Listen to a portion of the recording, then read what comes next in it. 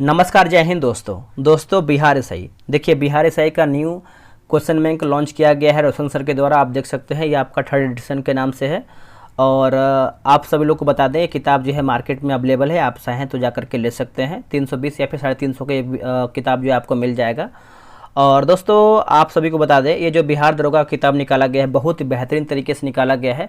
Sir इस पर बहुत अधिक मेहनत किए हैं, क्योंकि हम जब सेट करवा रहे हैं तो हम देख रहे हैं कि किस तरीके से डिस्कशन लिखा गया है और कैसा डिस्कशन होना चाहिए बिहार दरोगा के लिए। तो आप देखेंगे तो वर्तमान सभी दरोगा परीक्षाओं के औसतन की बात करते हैं तो 60% प्रश्न जो है इसी पुस्तक से आपको देखने को मिल सकते हैं। तो ये किताब आप बिहार दरोगा से संबंधित आप इसको रट जाइए। इसमें देखेंगे तो आपका जो है 25 सेट इस बार दिया गया है, 4 एग्जाम का जो है इसमें आपका सेट जो है ऐड किया गया है। तो कहीं ना कहीं ये किताब जो है आपके दरोगा के लिए एक तरीके से आप बोल सकते हैं रामबाण, मतलब हथियार के तौर पर आप इसको यूज कर सकते हैं। आज का जो हमारा वीडियो होने वाला आपको बता दें, हम जो आज का हमारा वीडियो होने वाला आप कंटेंट में देखेंगे तो देखिए सेट नंबर 1, 2 मैंने अपलोड कर दिया है। आज हम देखेंगे सेट नंबर 3। ये आपका 1275 का एग्जाम हुआ था 17 दिसंबर 2023 को प्रथम पाली में। पूरा 100 क्वेश्चन का हम डिस्कशन देखेंगे। आपका कमेंट था सर वीडियो कितना भी लंबा हो आप उसको कीजिए, बस पूरा डिस्कशन कराइए। तो देखिए हम तो तैयार हैं डिस्कशन कराने के लिए, बट आप वीडियो को नहीं देखेंगे तो डीमोटिवेट हम खुद हो जाते हैं। आप ही समझिए, जब हम मेहनत आप सभी लोग के लिए इतना करेंगे, आप वीडियो नहीं देखेंगे तो फिर एक होता है ना कि अपने से भी मन नहीं करता है कि क्या इतना लंबा वीडियो बना जब आप देख ही नहीं रहे हैं। तो आप देखिए, वीडियो को लाइक कीजिए ताकि हमें मोटिवेशन हो और मैं आप सभी को बेहतरीन तरीके से वीडियो प्रोवाइड करा पाएँ। आज कल तक हो सके तो आपको जो है क्या बोलते हैं एडुटेरिया का आपका जो है न्यू करंट अफेयर जो है कल तक आपका मास्टर वीडियो आ जाएगा। देखिए सबसे पहले हम सोच रहे हैं कि आप सभी कुछ चीज़ें जो है प्रोवाइड कराया जाए ताकि आप अच्छे से रिवीजन कर पाएँ, एग्जाम से पहले उस चीज़ देख पाएँ। तो इतना तो बनता है कि आप लाइक और शेयर कर सकते हैं ताकि और भी लोग इस वीडियो के माध्यम से अपना रिवीजन कर पाएँ। तो चलिए हम वीडियो को शुरू करते हैं। आज का हमारा पहला क्वेश्चन क्या है देखते हैं। यहाँ से हम देखेंगे बिहार दरोगा 1275 जो आपका प्रारंभिक परीक्षा एग्जाम हुआ था उसी का देखेंगे। और ये आपका हुआ था 17/12/2023 को प्रथम पाली में ये आपका परीक्षा हुआ था। एक एक पॉइंट को देखेंगे और कुछ आपको छोड़ना नहीं है, ठीक है। तो चलिए वीडियो को शुरू करते हैं। पहला हमारा क्वेश्चन है बोला कि 5वां आसियान भारत व्यापार शिखर सम्मेलन कहाँ आयोजित किया गया था। तो ये किया गया था कुआलालंपुर में। ऑप्शन नंबर जो है आपका डी होगा। देखिए इसका थीम की बात करते हैं तो आपका strengthening and moving forward ASEAN India economic relations for a strategic business partnership हो जाएगा। आसियान की बात करते हैं तो देखिए association of south east Asian nations, इसका जो है फुल फॉर्म है। एक क्षेत्रीय संगठन है जिसका गठन 1967 में बैंकॉक घोषणा पर हस्ताक्षर के साथ किया गया था। 8 अगस्त को आसियान दिवस के रूप में मनाया जाता है। देखिए आसियान का सचिवालय की बात करते हैं तो जकार्ता यानी इंडोनेशिया में है। और इसका आदर्श वाक्य की बात करते हैं तो 1 विजन 1 आइडेंटिटी 1 कम्युनिटी है। आसियान के संस्थापक देश की बात करते हैं तो इंडोनेशिया, मलेशिया, फिलीपींस, सिंगापुर एवं थाईलैंड है। आसियान के 10 सदस्य देश हैं जिसमें से आपका इंडोनेशिया है, मलेशिया है, Philippines, Singapore, Thailand, Brunei, Vietnam, Laos, Myanmar और कंबोडिया है। नेक्स्ट क्वेश्चन, राज्यसभा यानी राज्य विधानसभा की अधिकतम संख्या निर्धारित है। तो ये होगा आपका 500 हो जाएगा। कितना होगा? राज्य विधानसभा की जो अधिकतम संख्या है ये आपका 500 हो जाएगा। डी जो है सही आंसर होगा। देखिए संविधान के अनुच्छेद 170 के अनुसार किसी राज्य की विधानसभा के सदस्यों की अधिकतम संख्या 500 और न्यूनतम की बात करते हैं तो 60 हो सकती है। अनुच्छेद 371 के विभिन्न खंडों में कुछ राज्यों को विशेष प्रावधान प्राप्त है जिसके तहत विधानसभा सदस्यों की न्यूनतम संख्या 60 से भी कम है। उदाहरण के तौर पर बात करते हैं तो मिजोरम में आपका 40 है, सिक्किम में आपका 32 है, गोवा में 40 तथा असंघ राज्य क्षेत्रों में दिल्ली में देखा जाए तो आपका 70 और पुडुचेरी में 30 विधानसभा सदस्य हैं। राज्य विधानसभा का कार्यकाल जो है 5 वर्ष होता है तथा विधानसभा के 17वां के आदेश राज्यपाल द्वारा जो है दिए जाते हैं। 84वें संविधान संशोधन अधिनियम 2001 द्वारा जो है वर्ष 2026 तक विधानसभा की सीटों की कुल संख्या में परिवर्तन न करने का प्रावधान है। विधानसभा सदस्य हेतु अहर्ताएं अनुच्छेद 173 में निर्धारित किया गया है। वर्तमान में सर्वाधिक विधानसभा सदस्यों की संख्या जो है उत्तर प्रदेश में 403 है तथा न्यूनतम सदस्य संख्या की बात करते हैं तो सिक्किम में आपका 32 दिया गया है। अनुच्छेद 332 के अनुसार राज्य की जनसंख्या के अनुपात के आधार पर विधानसभा में अनुसूचित जातियों और जनजातियों के लिए स्थानों का आरक्षण दिया जाता है। अगला है केंद्रीय मंत्रिपरिषद सामूहिक रूप से उत्तरदायी होती है। सामूहिक रूप से उत्तरदायी होती है तो लोकसभा के प्रति उत्तरदायी होती है। ऑप्शन नंबर बी सही होगा। देखिए संविधान है ना, संविधान का अनुच्छेद 75 स्पष्ट रूप से यह प्रावधान करता है कि मंत्रिपरिषद लोकसभा के प्रति सामूहिक रूप से उत्तरदायी होगी। इसका अर्थ है कि सभी मंत्रियों को उनके सभी कार्यों के लिए लोकसभा के प्रति संयुक्त जिम्मेदारी होगी। सामूहिक उत्तरदायित्व का सिद्धांत यह भी है कि मंत्रिमंडल के निर्णय सभी केंद्रीय मंत्री यानी अन्य मंत्रियों के लिए बाध्यकारी है। अनुच्छेद 75 का क्लाउज 2 में व्यक्तिगत उत्तरदायित्व का सिद्धांत भी वर्णित है। यह कहता है कि मंत्री राष्ट्रपति के प्रसाद प्रयत्न अपने पद बने रहेंगे, जिसका अर्थ है कि राष्ट्रपति किसी मंत्री को उस समय भी हटा सकता है जब मंत्रिपरिषद को लोकसभा में विश्वास मत प्राप्त है। हालांकि राष्ट्रपति किसी मंत्री को केवल प्रधानमंत्री की सलाह पर ही हटा सकता है। मंत्रिपरिषद में मंत्रियों की 3 श्रेणियां होती हैं, कैबिनेट मंत्री, राज्य मंत्री और उपमंत्री होते हैं। अनुच्छेद 74 में प्रधानमंत्री के नेतृत्व वाली मंत्रिपरिषद का उपबंध है। यह राष्ट्रपति को उसके कार्य करने हेतु सलाह देती है। मंत्रिमंडल, देखिए मंत्रिमंडल तथा मंत्रिपरिषद दोनों शब्द एक दूसरे के लिए प्रयोग किए जाते हैं, परंतु इनमें एक निश्चित अंतर है। मंत्रिमंडल एक लघु निकाय है जिसमें लगभग 15 से 20 मंत्री होते हैं। यह मंत्रिपरिषद का एक भाग है जिसमें इसमें केवल कैबिनेट मंत्री शामिल होते हैं। इसकी व्याख्या को 1978 के 44वें संविधान संशोधन द्वारा 352 में शामिल किया गया है। अनुच्छेद 352 में व्याख्या है कि प्रधानमंत्री व अन्य कैबिनेट मंत्रियों की परिषद जिन्हें अनुच्छेद 75 के अंतर्गत नियुक्त किया गया है। अगला कि राष्ट्रीय आय बराबर होती है। देखिए राष्ट्रीय आय की बात करते हैं तो NNP-FC हो जाएगा। ऑप्शन नंबर आपका ए सही होगा। देखिए जब NNP की गणना लागत मूल्य है ना, लागत मूल्य पर की जाती है तब उस देश की राष्ट्रीय आय निकलती है। NNP से राष्ट्रीय आय की गणना करने के लिए इसमें से अप्रत्यक्ष कर को घटा दिया जाता है, जबकि परिदान सहायकी के जोड़ दिया जाता है। सहायकी को जो है जोड़ दिया जाता है। क्वेश्चन नंबर 5 बोला कि संघीय कार्यपालिका में शामिल नहीं है। देखिए संघीय कार्यपालिका में शामिल नहीं है तो भारत के नियंत्रक एवं महालेखा परीक्षक शामिल नहीं है। Option number D.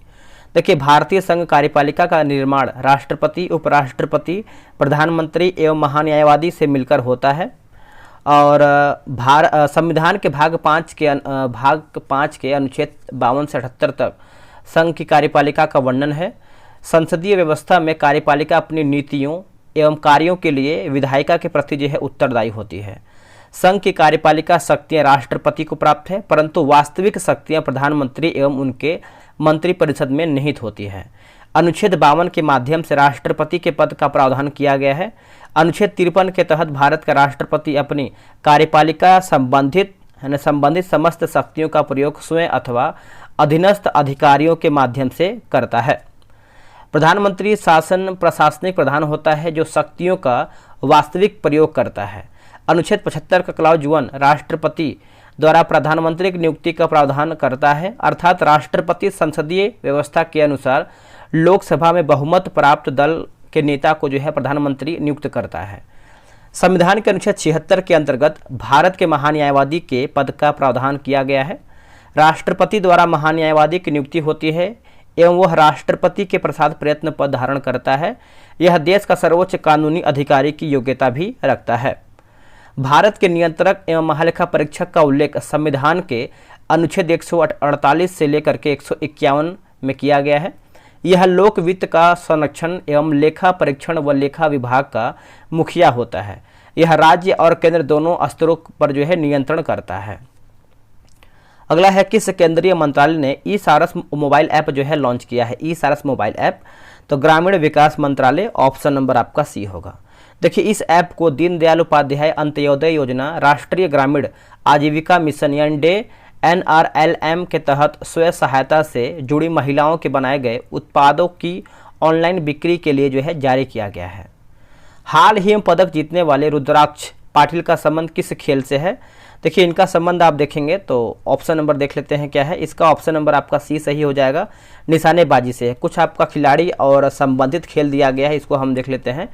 जैसे निशानेबाजी की बात करते हैं, निशानेबाजी तो देखिए अभिनव बिंद्रा है, मनु भाकर, श्रेयसी सिंह, गगन नारंग, अंजलि भागवत, सौरभ चौधरी, अपूर्वी चंदेला, राही सर्नोबत, अवनी लेखरा इत्यादि। मुक्केबाजी की बात करते हैं तो मैरी कॉम, निकहत जरीन, लवलीना बोर्गोहेन, विजेंद्र सिंह, अमित पंघाल, पूजा रानी और सरिता देवी, मोहम्मद अली इत्यादि। नेक्स्ट है कुश्ती। देखिए कुश्ती की बात करते हैं तो विनेश फोगाट, रवि कुमार दहिया, साक्षी मलिक, बजरंग पुनिया, गीता फोगाट, सुशील कुमार, के.डी. जाधव, बबीता कुमारी इत्यादि। तीरंदाजी दीपिका कुमारी, जयंता तालुकदार और लिम्बा राम, अभिषेक वर्मा, डोला बनर्जी, ज्योति सुलेखा वेनम है ना, और बोमबाला देवी लेक्सम और तरुणद्वीप राय, प्रवीण जाधव इत्यादि। अगला है कुमार पोस्ट सियाचिन में तैनात होने वाली पहली महिला अधिकारी का नाम बताइए। तो इनका नाम है captain Shiva Chauhan. Captain Shiva Chauhan option number B. देखिए कैप्टन अवनी चतुर्वेदी, कैप्टन मोहना सिंह जीतरवाल तथा कैप्टन भावना कंठ को भारत की पहली महिला लड़ाकू पायलटों में शामिल किया गया है। भारत में प्रथम महिला, देखिए भारत में पहली महिला पायलट की बात करते हैं तो सरला ठकराल हैं। भारत में पहली महिला राफेल पायलट की बात करते हैं तो शिवांगी सिंह हैं। भारत में पहली महिला लड़ाकू पायलट की बात करते हैं तो भावना कंठ हैं। भारत में पहली महिला एयरलाइन पायलट जो है आपके दुर्बा बनर्जी हैं। पहली महिला ऑटो रिक्शा चालक जो है आपके शीला डावरे। पहली महिला ट्रेन ड्राइवर की बात करते हैं तो सुरेखा यादव हैं। और भारत में पहली IFS तो चंद्रा बेलियप्पा और मुथप्पा है ना, तो आप इसको अच्छे से याद रखिएगा। अब यहाँ पर देखिए कुछ आपका मैथ का क्वेश्चन दिया गया है, तो मैथ का क्वेश्चन के लिए जो है आप आराम से ग्रुप ज्वाइन करेंगे, वहाँ से ये सब बनाएंगे अच्छे तरीके से। देखिए आप सभी को बता दें, अगर आपको बिहार दरोगा का सेट बनाना है तो आप हमसे ज्वाइन हो सकते हैं व्हाट्सएप ग्रुप में, ठीक है। ये रहा आपका व्हाट्सएप नंबर 8756546533। आप इस पर जो है बिहार से लिख करके मैसेज कर दीजिए, आपको प्रॉपर जानकारी मिल जाएगा। चलिए अगला हमारा क्वेश्चन कि बिहार में प्रचलित कीमतों पर 2011-12, 19-20 में विशुद्ध राज्य घरेलू उत्पाद की समृद्धि दर क्या थी? तो ये आपको हो जाएगा 13.5% हो जाएगा। ये जो है इसका सही आंसर होगा। अगला है कौशाम्बी किस महाजनपद की राजधानी थी? कौशाम्बी, तो ये हो जाएगा वत्स का। ऑप्शन नंबर जो है डी सही आंसर होगा। बुद्ध के समय में हम 16 बड़े बड़े राज्य पाते हैं जो महाजनपद कहलाते हैं। थोड़ा सा ये महाजनपद भी देखेंगे। देखिए मगध दोस्तों अगर देखेंगे तो आपका राजगिरी या फिर गिरिब्रज होगा। काशी जो है आपका वाराणसी हो जाएगा। कौशल का जो है आपका श्रावस्ती या फिर अयोध्या। कुरु का हो जाएगा इंद्रप्रस्थ। अंक की बात करते हैं तो चंपा होगा। वजी की बात करते हैं तो वैशाली या फिर विदेह। मल जो है आपका कुशीनगर या फिर कुशीनगर प्रथम भाग एवं पावा जो है आपका द्वितीय भाग है। चेदी या फिर चेती जो है आपका सोतवती या फिर सुक्तिमती होगा। वत्स जो है आपका कौशाम्बी होगा। पांचाल का अक्षत्र उत्तरी और काम्पिल जो है आपका दक्षिणी होगा। मत्स्य का आपका हो जाएगा विराटनगर। सूरसेन का हो जाएगा मथुरा। अस्मक का हो जाएगा पोतना एवं पोटली होगा। अवंती की बात करते हैं तो उज्जैनी उत्तरी और महिष्मती जो है आपका दक्षिणी है। और गांधार जो है आपका हो जाएगा तक्षशिला। कंबोज का हो जाएगा राजपुर या फिर हाटक होगा। देखिए 16 महाजनपदों में अस्मक ही एक ऐसा जनपद था जो दक्षिण भारत में गोदावरी नदी के किनारे स्थित था। 16 महाजनपदों में केवल वज्जी एवं मल में गणतंत्रात्मक व्यवस्था थी, जबकि शेष में राजतंत्रात्मक व्यवस्था थी। वैशाली का लिच्छवी गणराज्य विश्व का प्रथम गणराज्य माना जाता है जो वज्जी संघ की राजधानी था। इसका गठन जो है 500 ईसा पूर्व में हुआ था। 500 ईसा पूर्व में हुआ था। देखिए महाजनपदों का उल्लेख बौद्ध ग्रंथ यानी अंगुत्तर निकाय, महावस्तु एवं जैन ग्रंथ भगवती सूत्र में मिलता है। महापरिनिर्माण सूत्र में है ना, सूत्र में 6 महानगरों की सूचना जो है मिलती है। चंपा, राजगिरी, श्रावस्ती, काशी, कौशाम्बी तथा साकेत। विश्व का सबसे प्राचीन वैभवशाली महानगर जो है आपका पाटलिपुत्र है। किस समूह में सही अर्थ प्रकट करने वाले जो है युग्म हैं? तो आंसर आपका जो है हो जाएगा डी हो जाएगा, यानी सर की बात करते हैं तो बाण और सर आपका हो जाएगा तालाब। ये आपका हिंदी का क्वेश्चन है, ठीक है। नेक्स्ट हमारा है कि रूस किस संधि द्वारा जो है प्रथम विश्व युद्ध से अलग हुआ? तो इसका आंसर हो जाएगा ब्रेस्ट लिटोवस्क की संधि हो जाएगा। आंसर आपका जो है डी सही होगा। देखिए, ब्रेस्ट लिटोवस्क की संधि 3 मार्च 1918 ईस्वी को रूस की नई बोल्शेविक सरकार और जर्मनी या फिर केंद्रीय शक्तियों यानी जर्मनी, ऑस्ट्रिया, हंगरी, ऑटोमन साम्राज्य, बुल्गारिया के बीच हस्ताक्षरित एक अलग संधि थी, जिसने प्रथम विश्व युद्ध में रूस की भागीदारी को समाप्त कर दिया। 2 महीने की बातचीत के बाद जर्मनी नियंत्रित ब्रेस्ट लिटोवस्क में संधि पर हस्ताक्षर किए गए। संधि के अनुसार सोवियत रूस ने मित्र राष्ट्रों के प्रति शाही रूस की सभी प्रतिबद्धताओं को पूरा कर नहीं किया और पूर्वी यूरोप और पश्चिमी एशिया में 11 राष्ट्र जो है स्वतंत्र हो गया। यह संधि रूस के लिए बहुत अपमानजनक संधि थी। रूस को अपने विशाल क्षेत्र और लगभग 6.5 करोड़ जनसंख्या से वंचित होना पड़ा। इस संधि के हो जाने के बाद रूस विश्व से अलग हो गया, जिससे जो है बोल्शेविक सरकार को देश की आंतरिक समस्याओं पर ध्यान देने का जो है एक तरीके से समय मिल गया। अगला है विस्थापन। विस्थापन का दूरी के साथ अनुपात हमेशा। देखिए, विस्थापन के दूरी के साथ हमेशा अनुपात पूछ रहा है, तो इसका आंसर क्या होगा देख लेते हैं। इसका आंसर आप देखेंगे तो डी सही हो जाएगा। विस्थापन का दूरी के साथ अनुपात हमेशा 1 के बराबर या 1 के कम होता है। वस्तु की प्रारंभिक एवं अंतिम स्थिति के बीच की न्यूनतम दूरी को विस्थापन कहते हैं।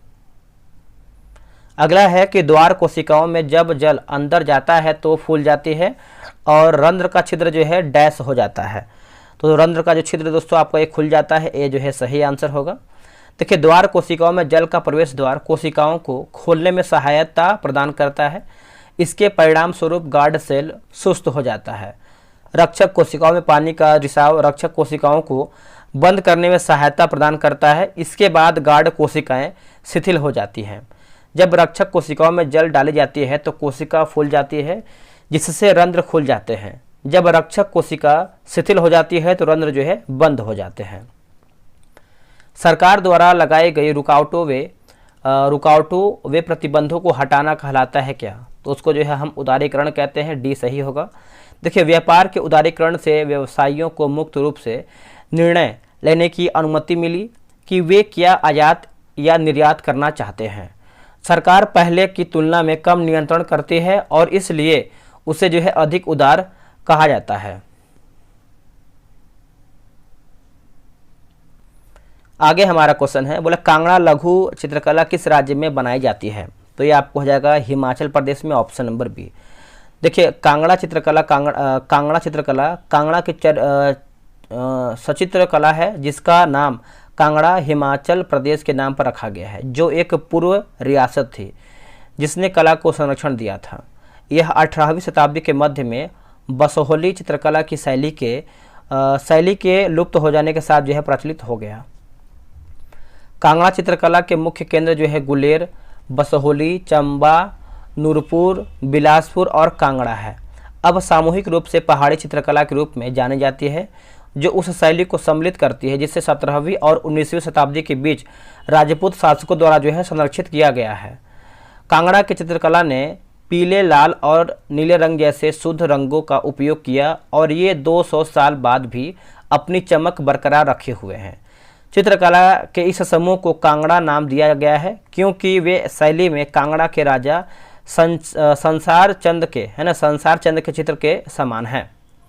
अब यहाँ पर कुछ चित्रकला और राज्य दिया गया है, इसको देख लेते हैं। जैसे बिहार की बात करते हैं तो मधुबनी या फिर मिथिला, पटना, कलम और मंजूसा है। उत्तर प्रदेश की बात करते हैं तो चौक, पूर्णा या सोन, रखना और चिकनकारी है। झारखंड प्लस बिहार की बात करते हैं तो आपका जादव पाटिया है। पश्चिम बंगाल की बात करते हैं तो कालीघाट और अल्पना है। हिमाचल प्रदेश का देखिए आपका पहाड़ी, गुलेर और कांगड़ा है। मध्य प्रदेश का आपका सुरैती, निरता, मोरते और तिलंगा है। उड़ीसा का देखेंगे तो आपका देखिए पटचित्र प्लस सौरा है। राजस्थान का हो जाएगा फण प्लस मंडाना प्लस लघु मंडाना हो जाएगा। आगे है गुजरात, पिथौरा प्लस आथिया है। तमिलनाडु का हो जाएगा कोल्लम और तंजौर। पंजाब की बात करते हैं तो फुलकारी। तेलंगाना का हो जाएगा चेरियल प्लस निर्मल। आंध्र प्रदेश का हो जाएगा मुगुल्लू कलमकारी होगा। और उत्तराखंड की बात करते हैं तो एपन। केरल की बात करते हैं तो कलमा जट्टू यानी कलमेजेथु हो जाएगा। कर्नाटक का हो जाएगा रंगावली प्लस कुसूती होगा। महाराष्ट्र की बात करते हैं तो वली यानी वारली होगा। मानव विकास सूचकांक को प्रकाशित किया जाता है किसके द्वारा?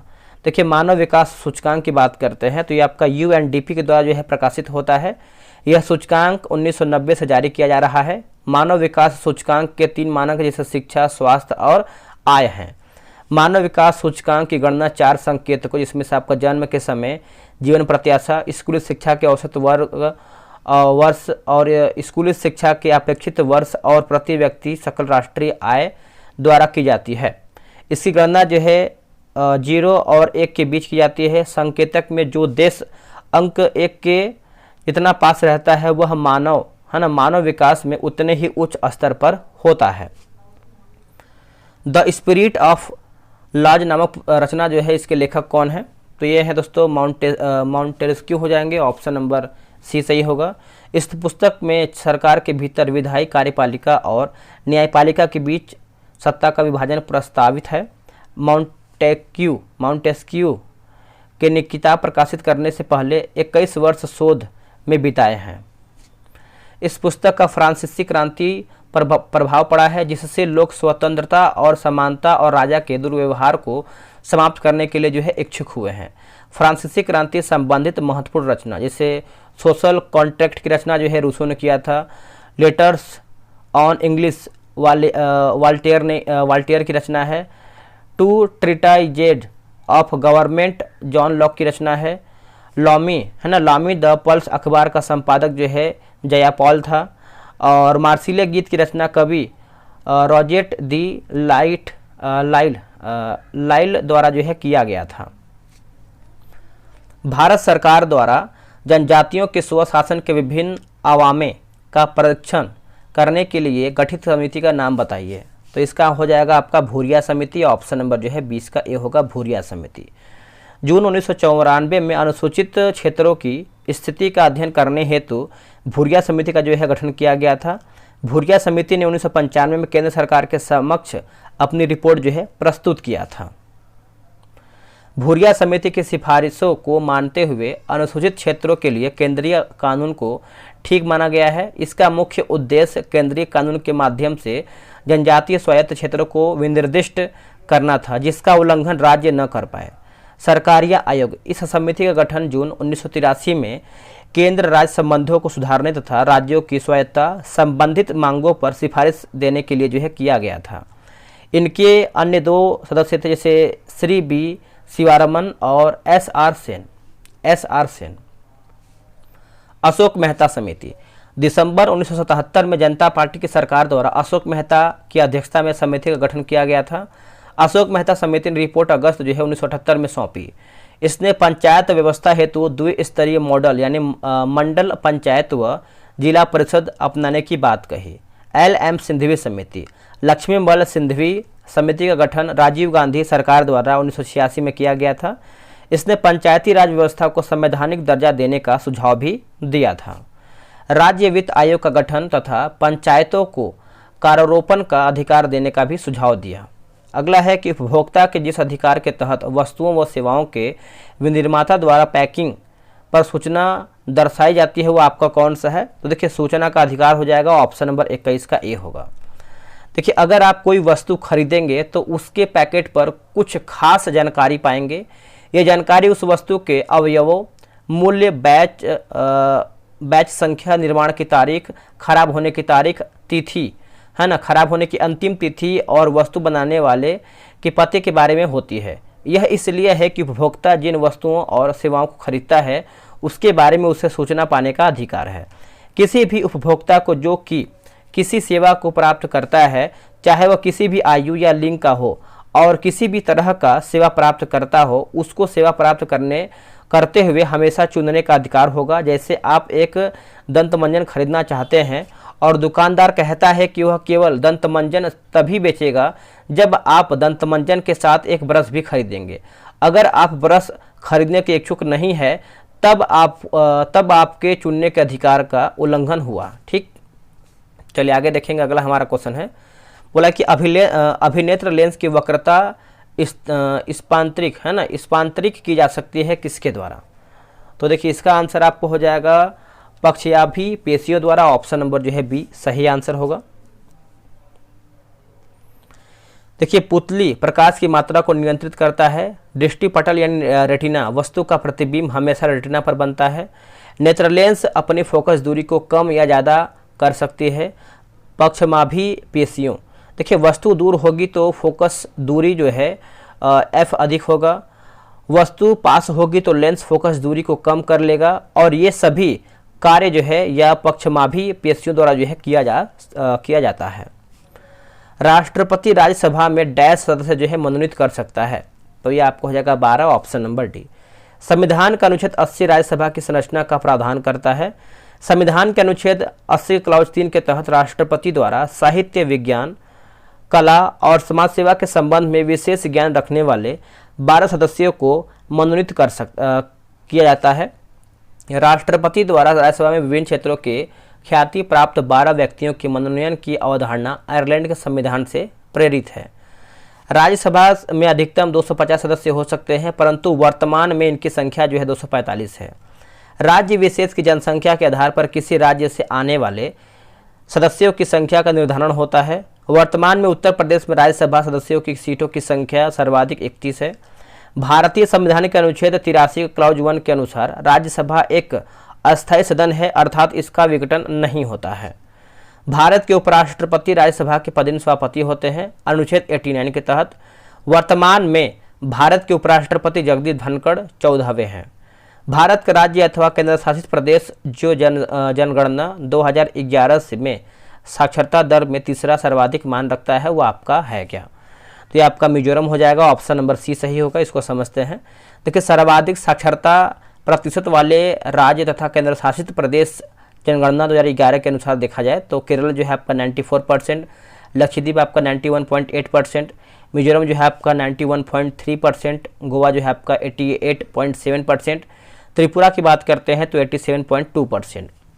न्यूनतम साक्षरता प्रतिशत वाले राज्य देखिए बिहार की बात करते हैं तो 61.8%, अरुणाचल प्रदेश जो है आपका 65.4%, राजस्थान की बात करते हैं तो 66.1%, झारखंड जो है आपका 66.4%, आंध्र प्रदेश की बात करते हैं तो आपका 67% आपका यहाँ पर हो जाएगा।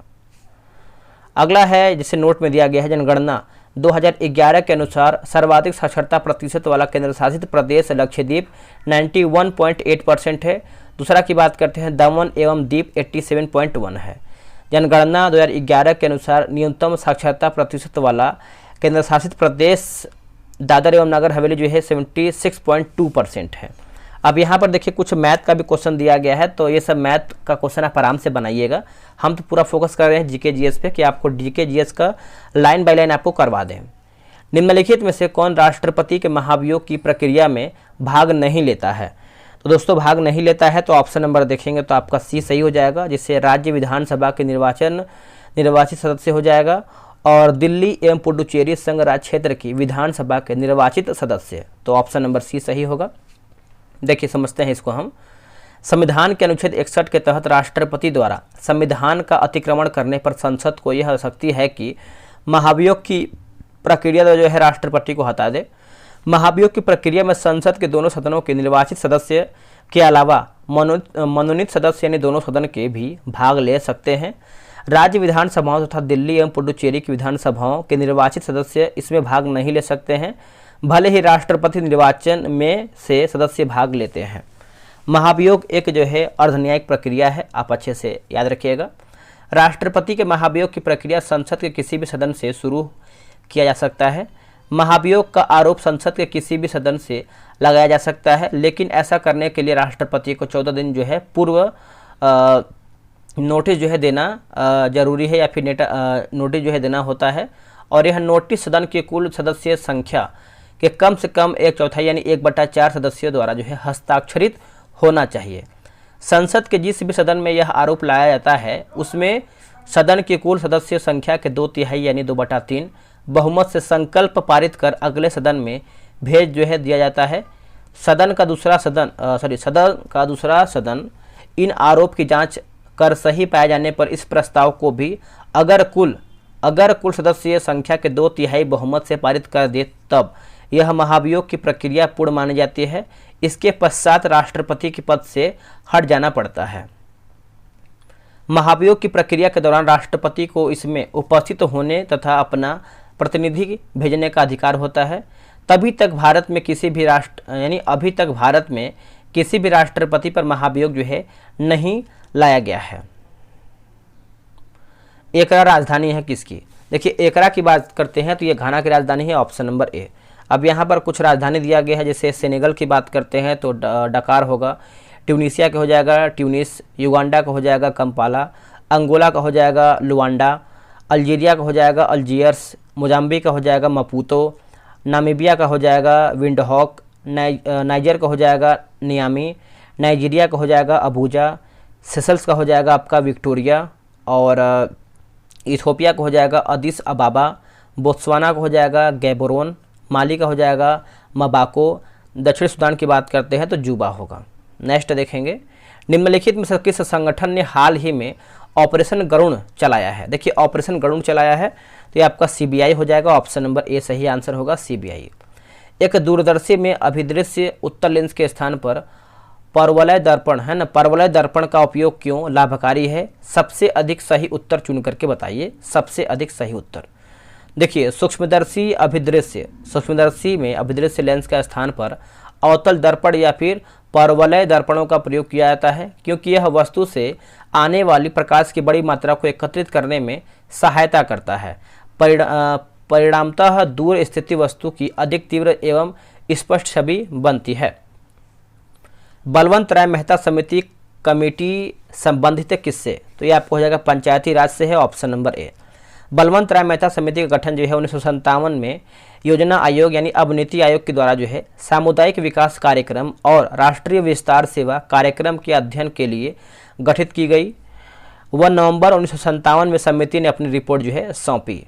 इस समिति ने पंचायती राज व्यवस्था के त्रिस्तरीय ढांचा बनाए जाने की बात कही है, जैसे ग्राम स्तर पर ग्राम पंचायत, खंड या ब्लॉक स्तर पर पंचायत समिति, जिला स्तर पर यानी जिला स्तर पर देखेंगे तो आपका जिला परिषद होगा। 1958 में राष्ट्रीय विकास परिषद ने बलवंत राय मेहता समिति की सिफारिशें जो है स्वीकार की है। 2 अक्टूबर 1959 को नागौर जिले यानी राजस्थान में तत्कालीन प्रधानमंत्री पंडित जवाहरलाल नेहरू द्वारा देश की पहली त्रिस्तरीय पंचायत का जो है उद्घाटन किया है। अगला हमारा है कि तदुपरांत 11 अक्टूबर 1959 को आंध्र प्रदेश के महबूबनगर जिले के सादनगर विकास खंड में इसे जो है शुरू किया गया है। मौलिक अधिकार का संविधान के भाग 3 में अनुच्छेद 12 से 35 तक में उल्लेख है कि अमेरिका के संविधान से लिया गया है। संविधान के भाग 3 को भारत का मैग्ना कार्टा की संज्ञा जो है दी जाती है। मूल कर्तव्य को सरदार स्वर्ण सिंह समिति के नेतृत्व में गठित समिति के सुझाव पर 42वें संविधान संशोधन 1976 द्वारा भारतीय संविधान के भाग 4 के क और 51 के क के अंतर्गत शामिल किया गया है। प्रारंभ में 10 मूल कर्तव्य थे, बाद में 86वें संविधान संशोधन 2002 के द्वारा जो है 11वें मूल कर्तव्य को जोड़ा गया है। भारत में मूल कर्तव्य को भूतपूर्व सोवियत संघ के संविधान से अपनाया गया है। नीति निर्देशक तत्वों का वर्णन संविधान के भाग 4 में अनुच्छेद 36 से 51 तक किया गया है। अगला है कोसी नदी बिहार के किस शहर में गंगा नदी से मिलती है? तो इसका आंसर हो जाएगा कुर्सेला हो जाएगा, ऑप्शन नंबर देखेंगे तो सी होगा कुर्सेला। देखिए कोसी नदी का उद्गम नेपाल स्थित गोसाइक थान चोटी के पास से हुई है। प्रमुख सहायक नदी की बात करते हैं तो अरुण कोसी, सुन कोसी, तामुर कोसी, इंद्रावती, लिखू, दूध कोसी और भीट कोसी, तंबा कोसी आदि है। कोसी नदी को नेपाल में सप्त कोसिक के नाम से जाना जाता है। कोसी नदी की लंबाई लगभग 720 किलोमीटर है। तिब्बत, नेपाल और बिहार में लुप्त क्षेत्र लगभग देखा जाए तो 74,500 वर्ग किलोमीटर है। कोसी नदी को बिहार का शोक भी कहा जाता है। कोसी नदी के प्रवाह तंत्र के अंतर्गत सहरसा, सुपौल, मधेपुरा, पूर्णिया, किशनगंज जिलों का जो है अधिकांश क्षेत्र आते हैं।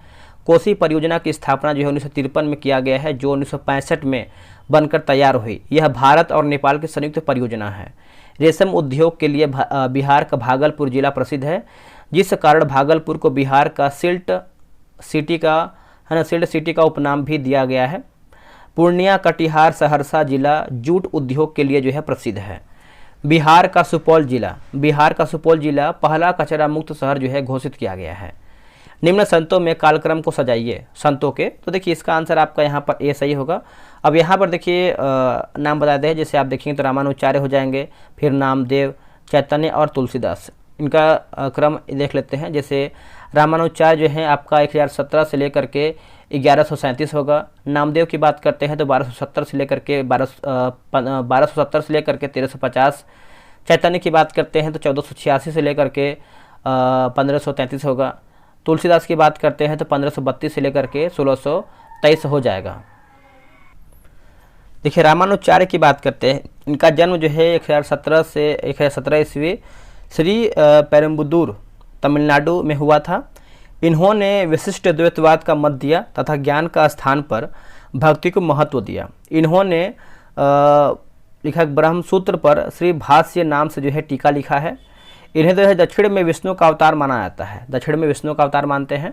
नामदेव 1270 से लेकर के 1350।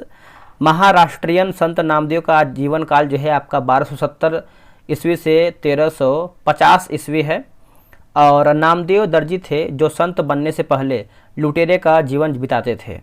नामदेव ने वारकरी संप्रदाय की स्थापना में प्रमुख भूमिका निभाई। इनके कुछ गीत जैसे गुरु ग्रंथ साहिब में संग्रहित हैं। चैतन्य की बात करते हैं 1486 से लेकर के 1533। नवद्वीप नदिया जिला पश्चिम बंगाल में जन्मे चैतन्य महाप्रभु का वास्तविक नाम जो है विश्वभर था।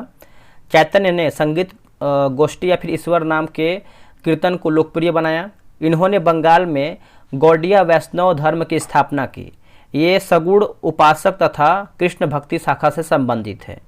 इनके अनुयायी इन्हें जो है कृष्ण का अवतार और गौराम महाप्रभु कहते हैं। इनका दर्शन की बात करते हैं तो अचिंत भेदोभेदवाद कहलाता है। और कृष्णदास कविराज ने बांग्ला में चैतन्य चरितमृत की रचना किया है। तुलसीदास 1532 से लेकर के 1623।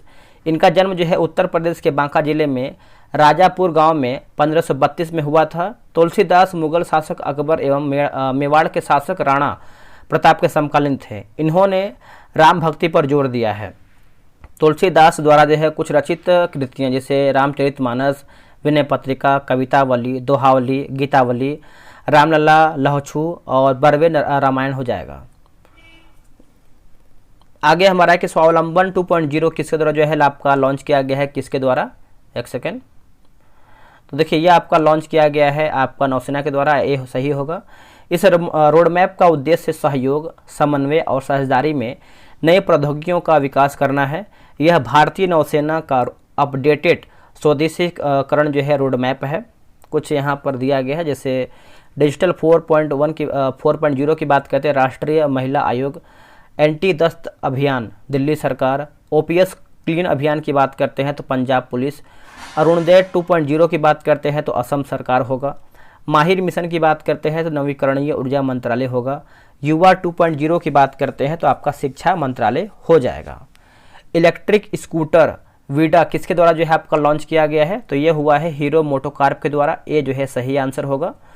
और जैसे निर्माणाधीन दिल्ली की बात करते हैं तो Ghaziabad Meerut regional rapid transit system के प्रथम चरण साहिबाबाद दुहाई डिपोट का उद्घाटन किया। इससे रोड रैपिडेक्स और बाद में नमो भारत का जो है नाम दिया गया, नमो भारत का नाम दिया गया। उत्तरी सिक्किम में लेहोनक झील में बादल फटने से तीस्ता नदी में भयंकर बाढ़ आने से सेना 23 जवानों सहित लगभग 120 लोगों की मृत्यु हो गई। चौथे एशियन पैरा गेम का आयोजन चीन के ह्वांगझू में संपन्न हुआ। इंटरनेशनल ओलंपिक कमेटी ने क्रिकेट के साथ साथ लैक्रोसे, बेसबॉल, सॉफ्टबॉल और फ्लैग फुटबॉल और स्क्वैश को भी लॉस एंजल्स ओलंपिक खेल 2028 में शामिल किया है। अगला है कि अलीनगर की संधि किसके बीच जो है हुआ था, तो ये हुआ था ब्रिटिश और सिराजदौला के बीच में, ऑप्शन नंबर बी होगा। अलीनगर की संधि फरवरी 1757 के फलस्वरूप अंग्रेजों को कलकत्ता की किलाबंदी करने, सिक्के ढालने का अधिकार तथा नवाब सिराजुद्दौला द्वारा युद्ध में हुई क्षतिपूर्ति का वचन दिया तथा दोनों पक्षों ने भविष्य में शांति बनाए रखने का जो है वादा भी किया। परीक्षा उपयोगी कुछ अन्य महत्वपूर्ण तथ्य, जैसे 20 जून 1756 ईस्वी को कालकोटरी की त्रासदी नामक घटना घटी। इस घटना के संबंध में जेड हॉलवेल ने जानकारी दिया था। हॉलवेल के अनुसार सिराजुद्दौला ने 20 जून की रात को 146 अंग्रेज व्यक्तियों को एक छोटे से कमरे में बंद कर दिया था। अगले दिन सुबह उसमें केवल 23 व्यक्ति ही जिंदा बचे थे। पलासी का युद्ध जो है 23 जून 1757 ईस्वी को रॉबर्ट क्लाइव और सिराजुद्दौला की सेना के बीच हुआ था। इसमें सिराजुद्दौला की जो है हार हुई थी, सिराजुद्दौला की। पलासी का युद्ध जो है बंगाल के नदिया जिले में भागीरथी नदी के किनारे हुआ था। प्लेइंग इट माई वेज किसकी रचना है? तो ये है आपका सचिन तेंदुलकर का है, ऑप्शन नंबर ए सही आंसर होगा। A century is not enough Sourav Ganguly का है। क्रिकेट माई स्टाइल जो है कपिल देव का है। गोल्डन गर्ल जो है आपका पीटी उषा का है। सन्नी डेज की बात करते हैं सुनील गावस्कर का है। वन डे वंडर्स की बात करते हैं सुनील गावस्कर। 281 एंड बियॉन्ड जो है आपका VVS लक्ष्मण। पावर स्विफ्ट की बात करते हैं तो एल्विन टोफलर होगा। हेलेन केलेकर की बात करते हैं केलेर, तो ये आपका स्टोरी ऑफ माई लाइफ होगा। और एवॉर्ड ऑफ है ना, award of love Narendra Modi. और एमनेस्टी जो है आपका अरविंद ऑडिग होगा। और मिथोलॉजी की बात करते हैं तो रोनाल्ड बर्थ हो जाएगा।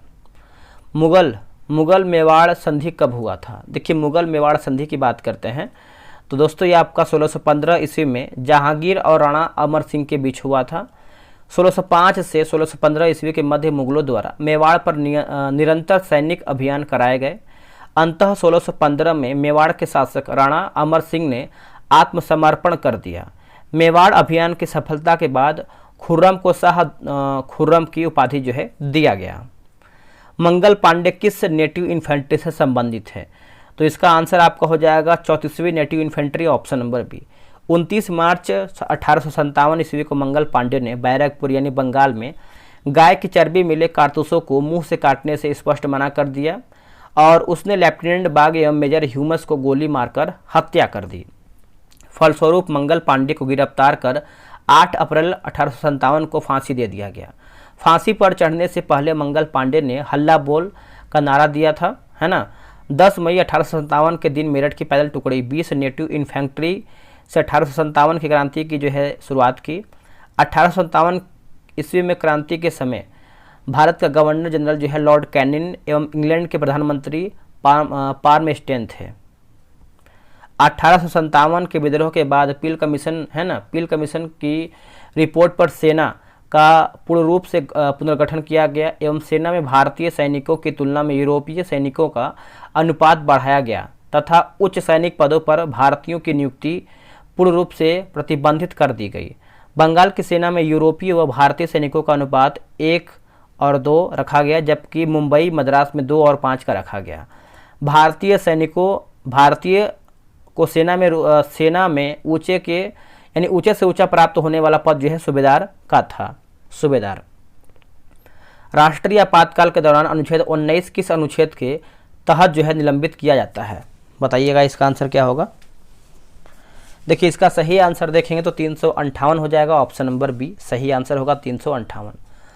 देखिए अनुच्छेद 358 के अनुसार यदि युद्ध या फिर बाह्य आक्रमण के कारण अनुच्छेद 352 के तहत संपूर्ण भारत में या भारत के किसी भाग में आपातकाल की उद्घोषणा की गई है तो संविधान के अनुच्छेद 19 द्वारा प्रदत्त 6 मूल अधिकारों का स्वतः निलंबन हो जाता है। इसके लिए कोई आदेश निकालने या विधेयक पारित करने की जरूरत नहीं है।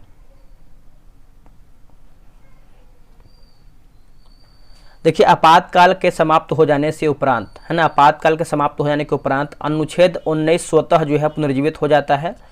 42वें संविधान संशोधन 1976 द्वारा अनुच्छेद 358 में संशोधन कर यह जोड़ा गया है कि यदि आपात की उद्घोषणा देश के किसी भाग में की गई है तो देश के अन्य भागों के लिए बनाए गए कानून के अनुच्छेद 19 के संरक्षण से मुक्त रखा जाएगा। 1975 में घोषित आपातकाल के दुरुपयोग के कारण जो है 44वें संविधान संशोधन 1976 में जनता पार्टी की सरकार द्वारा अनुच्छेद 358 में संशोधन कर 2 शर्त जो है यहाँ पर दिया गया है जो निम्नवत हैं।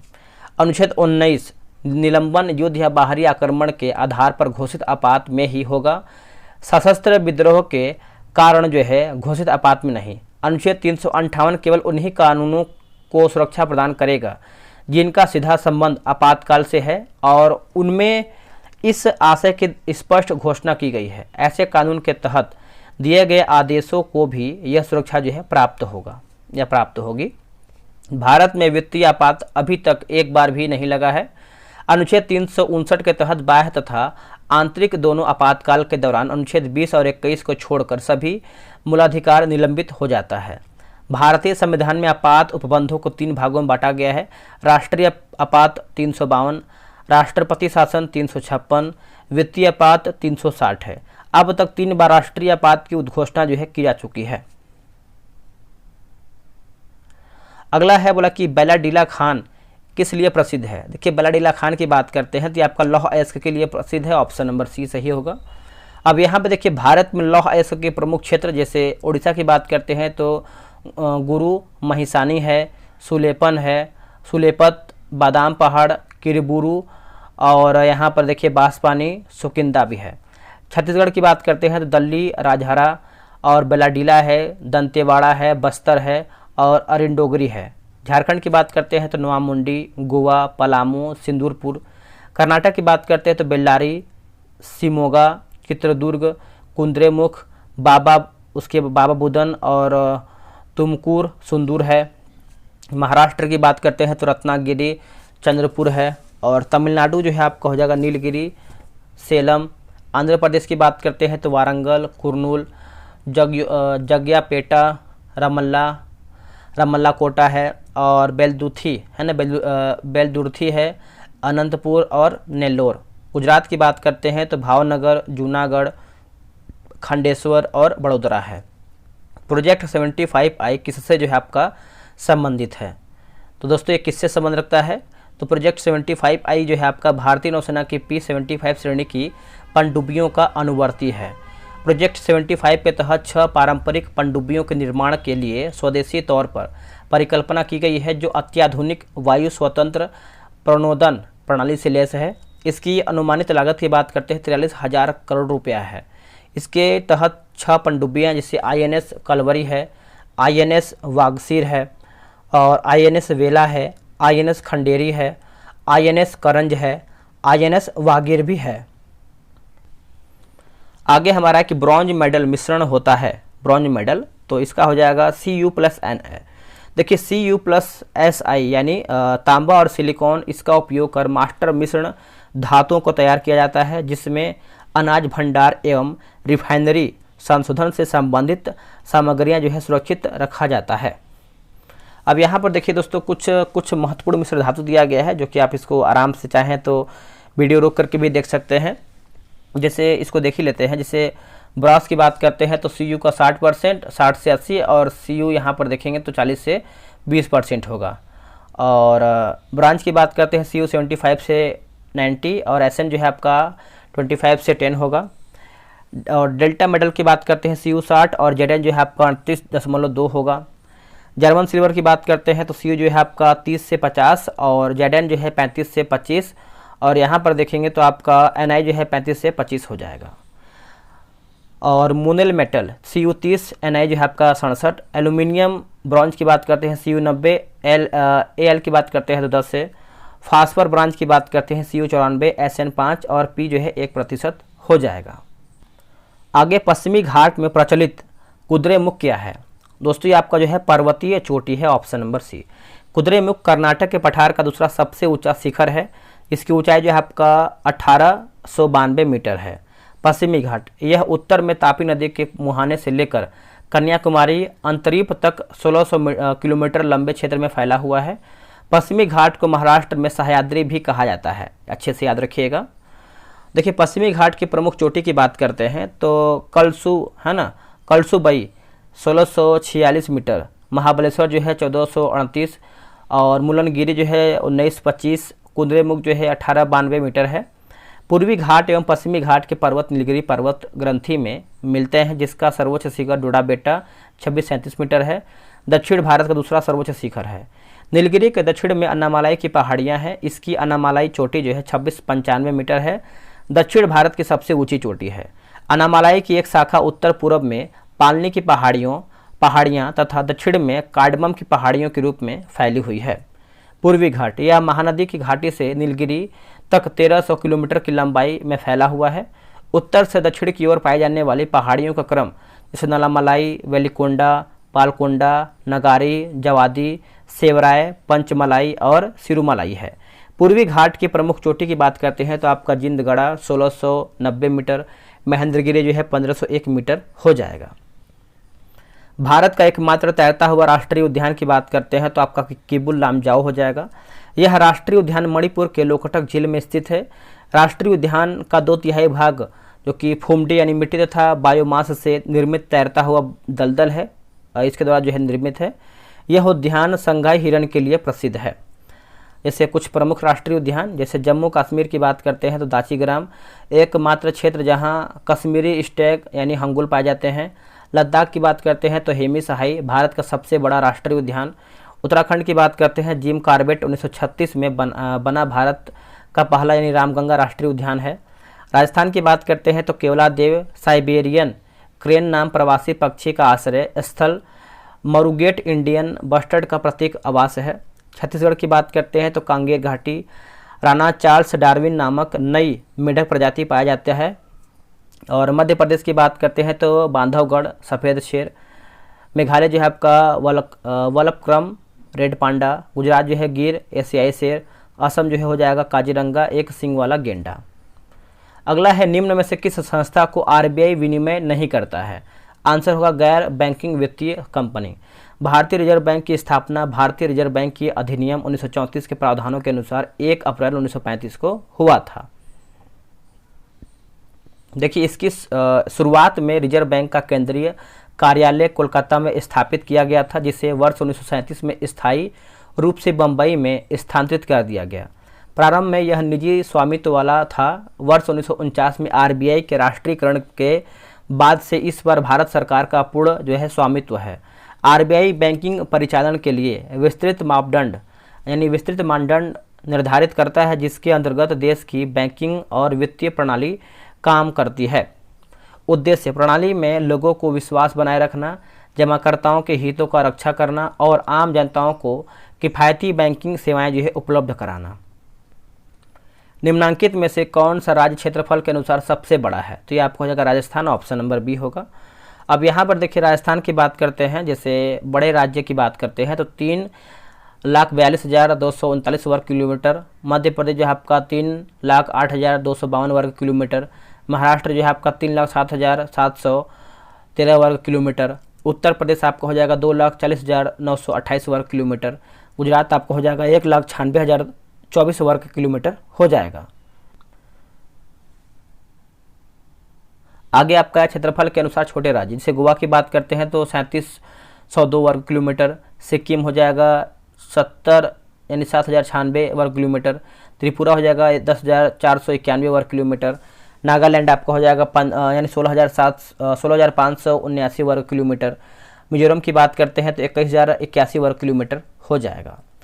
क्षेत्रफल के अनुसार केंद्र शासित प्रदेश का क्रम, जैसे लद्दाख आपका हो जाएगा 1,66,698। जम्मू एंड कश्मीर की बात करते हैं 55,538 वर्ग किलोमीटर। अंडमान निकोबार द्वीप समूह की बात करते हैं तो 82,49 वर्ग किलोमीटर। दिल्ली हो जाएगा 14,84 वर्ग किलोमीटर। दादर नगर हवेली और दमन दीव की बात करते हैं 603 वर्ग किलोमीटर। पुडुचेरी हो जाएगा 479। चंडीगढ़ आपका हो जाएगा 114 वर्ग किलोमीटर। और लक्षद्वीप की बात करते हैं तो 32 वर्ग किलोमीटर हो जाएगा। बिहार क्षेत्रफल के आधार पर भारत का 12वां, इसका क्षेत्रफल जो है 94,163 वर्ग किलोमीटर है। कुछ इसमें आपका इंग्लिश का भी क्वेश्चन दिया गया है। Change the following sentence into passive voice from the options given below. I eat A banana every day. तो देख लेते हैं इसका आंसर क्या है। देखिए इसका आंसर आप देखेंगे तो ऑप्शन नंबर सी सही हो जाएगा, जिसमें से आपका दिया गया है a banana is eaten by me every day. Option number जो है आपका सी सही उत्तर होगा। आते हैं 48 नंबर पे। निम्नलिखित तत्वों में सबसे कम विद्युत ऋणात्मकता है, तो ये आपको हो जाएगा CS का है। ऑप्शन नंबर आपका बी सही आंसर होगा। एक समान वृत्तीय गति में निम्न राशि स्थिर रहती है, तो ये हो जाएगा चाल का, ए सही होगा। एक समान वृत्तीय गति एक त्वरित गति है क्योंकि निकाय को गति की दिशा लगातार बदलती रहती है एवं वृत्तीय गति के दौरान निकाय का कोणीय वेग स्थिर रहता है। तो इसे जो है एक समान वृत्तीय गति कहा जाता है। वृत्तीय गति में चूंकि गति की दिशा लगातार बदलती है इसलिए त्वरण भी एक समान वृत्तीय गति के दौरान बदलता है। निम्नलिखित निवारक निरोधक अधिनियम को कालक्रमानुसार व्यवस्थित कीजिए। तो इसका आंसर देखेंगे तो ऑप्शन नंबर आपका ए होगा, यानी आंतरिक सुरक्षा व्यवस्था अधिनियम, फिर आपका विदेशी मुद्रा के संरक्षण और तस्करी गतिविधियों के रोकथाम अधिनियम, फिर आपका हो जाएगा राष्ट्रीय सुरक्षा अधिनियम, फिर आपका हो जाएगा आखिरी में स्वापक औषधि और मनः प्रभावी पदार्थ अवैध व्यापार निवारण अधिनियम हो जाएगा, यानी ऑप्शन नंबर ए जो है सही आंसर होगा। अब इसको समझते हैं। देखिए निवारक निरोध कानून जिन्हें संसद द्वारा जो है बनाया गया है जैसे निम्न है, जैसे निवारक निरोध अधिनियम 1950 जो 1959 में समाप्त कर दिया गया, आंतरिक सुरक्षा अधिनियम जो है 1917 में जिसे 1975 में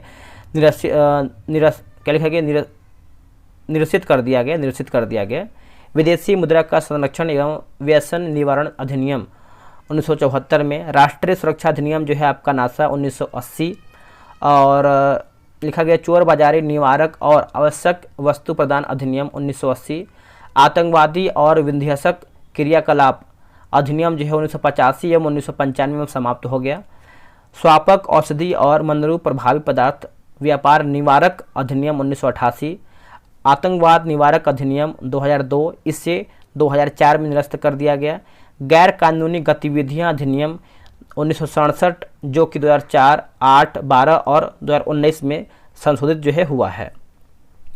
निवारक निरोध कानून या निरोध एवं गिरफ्तारी से संरक्षण का संबंध जो है अनुच्छेद 22 से है।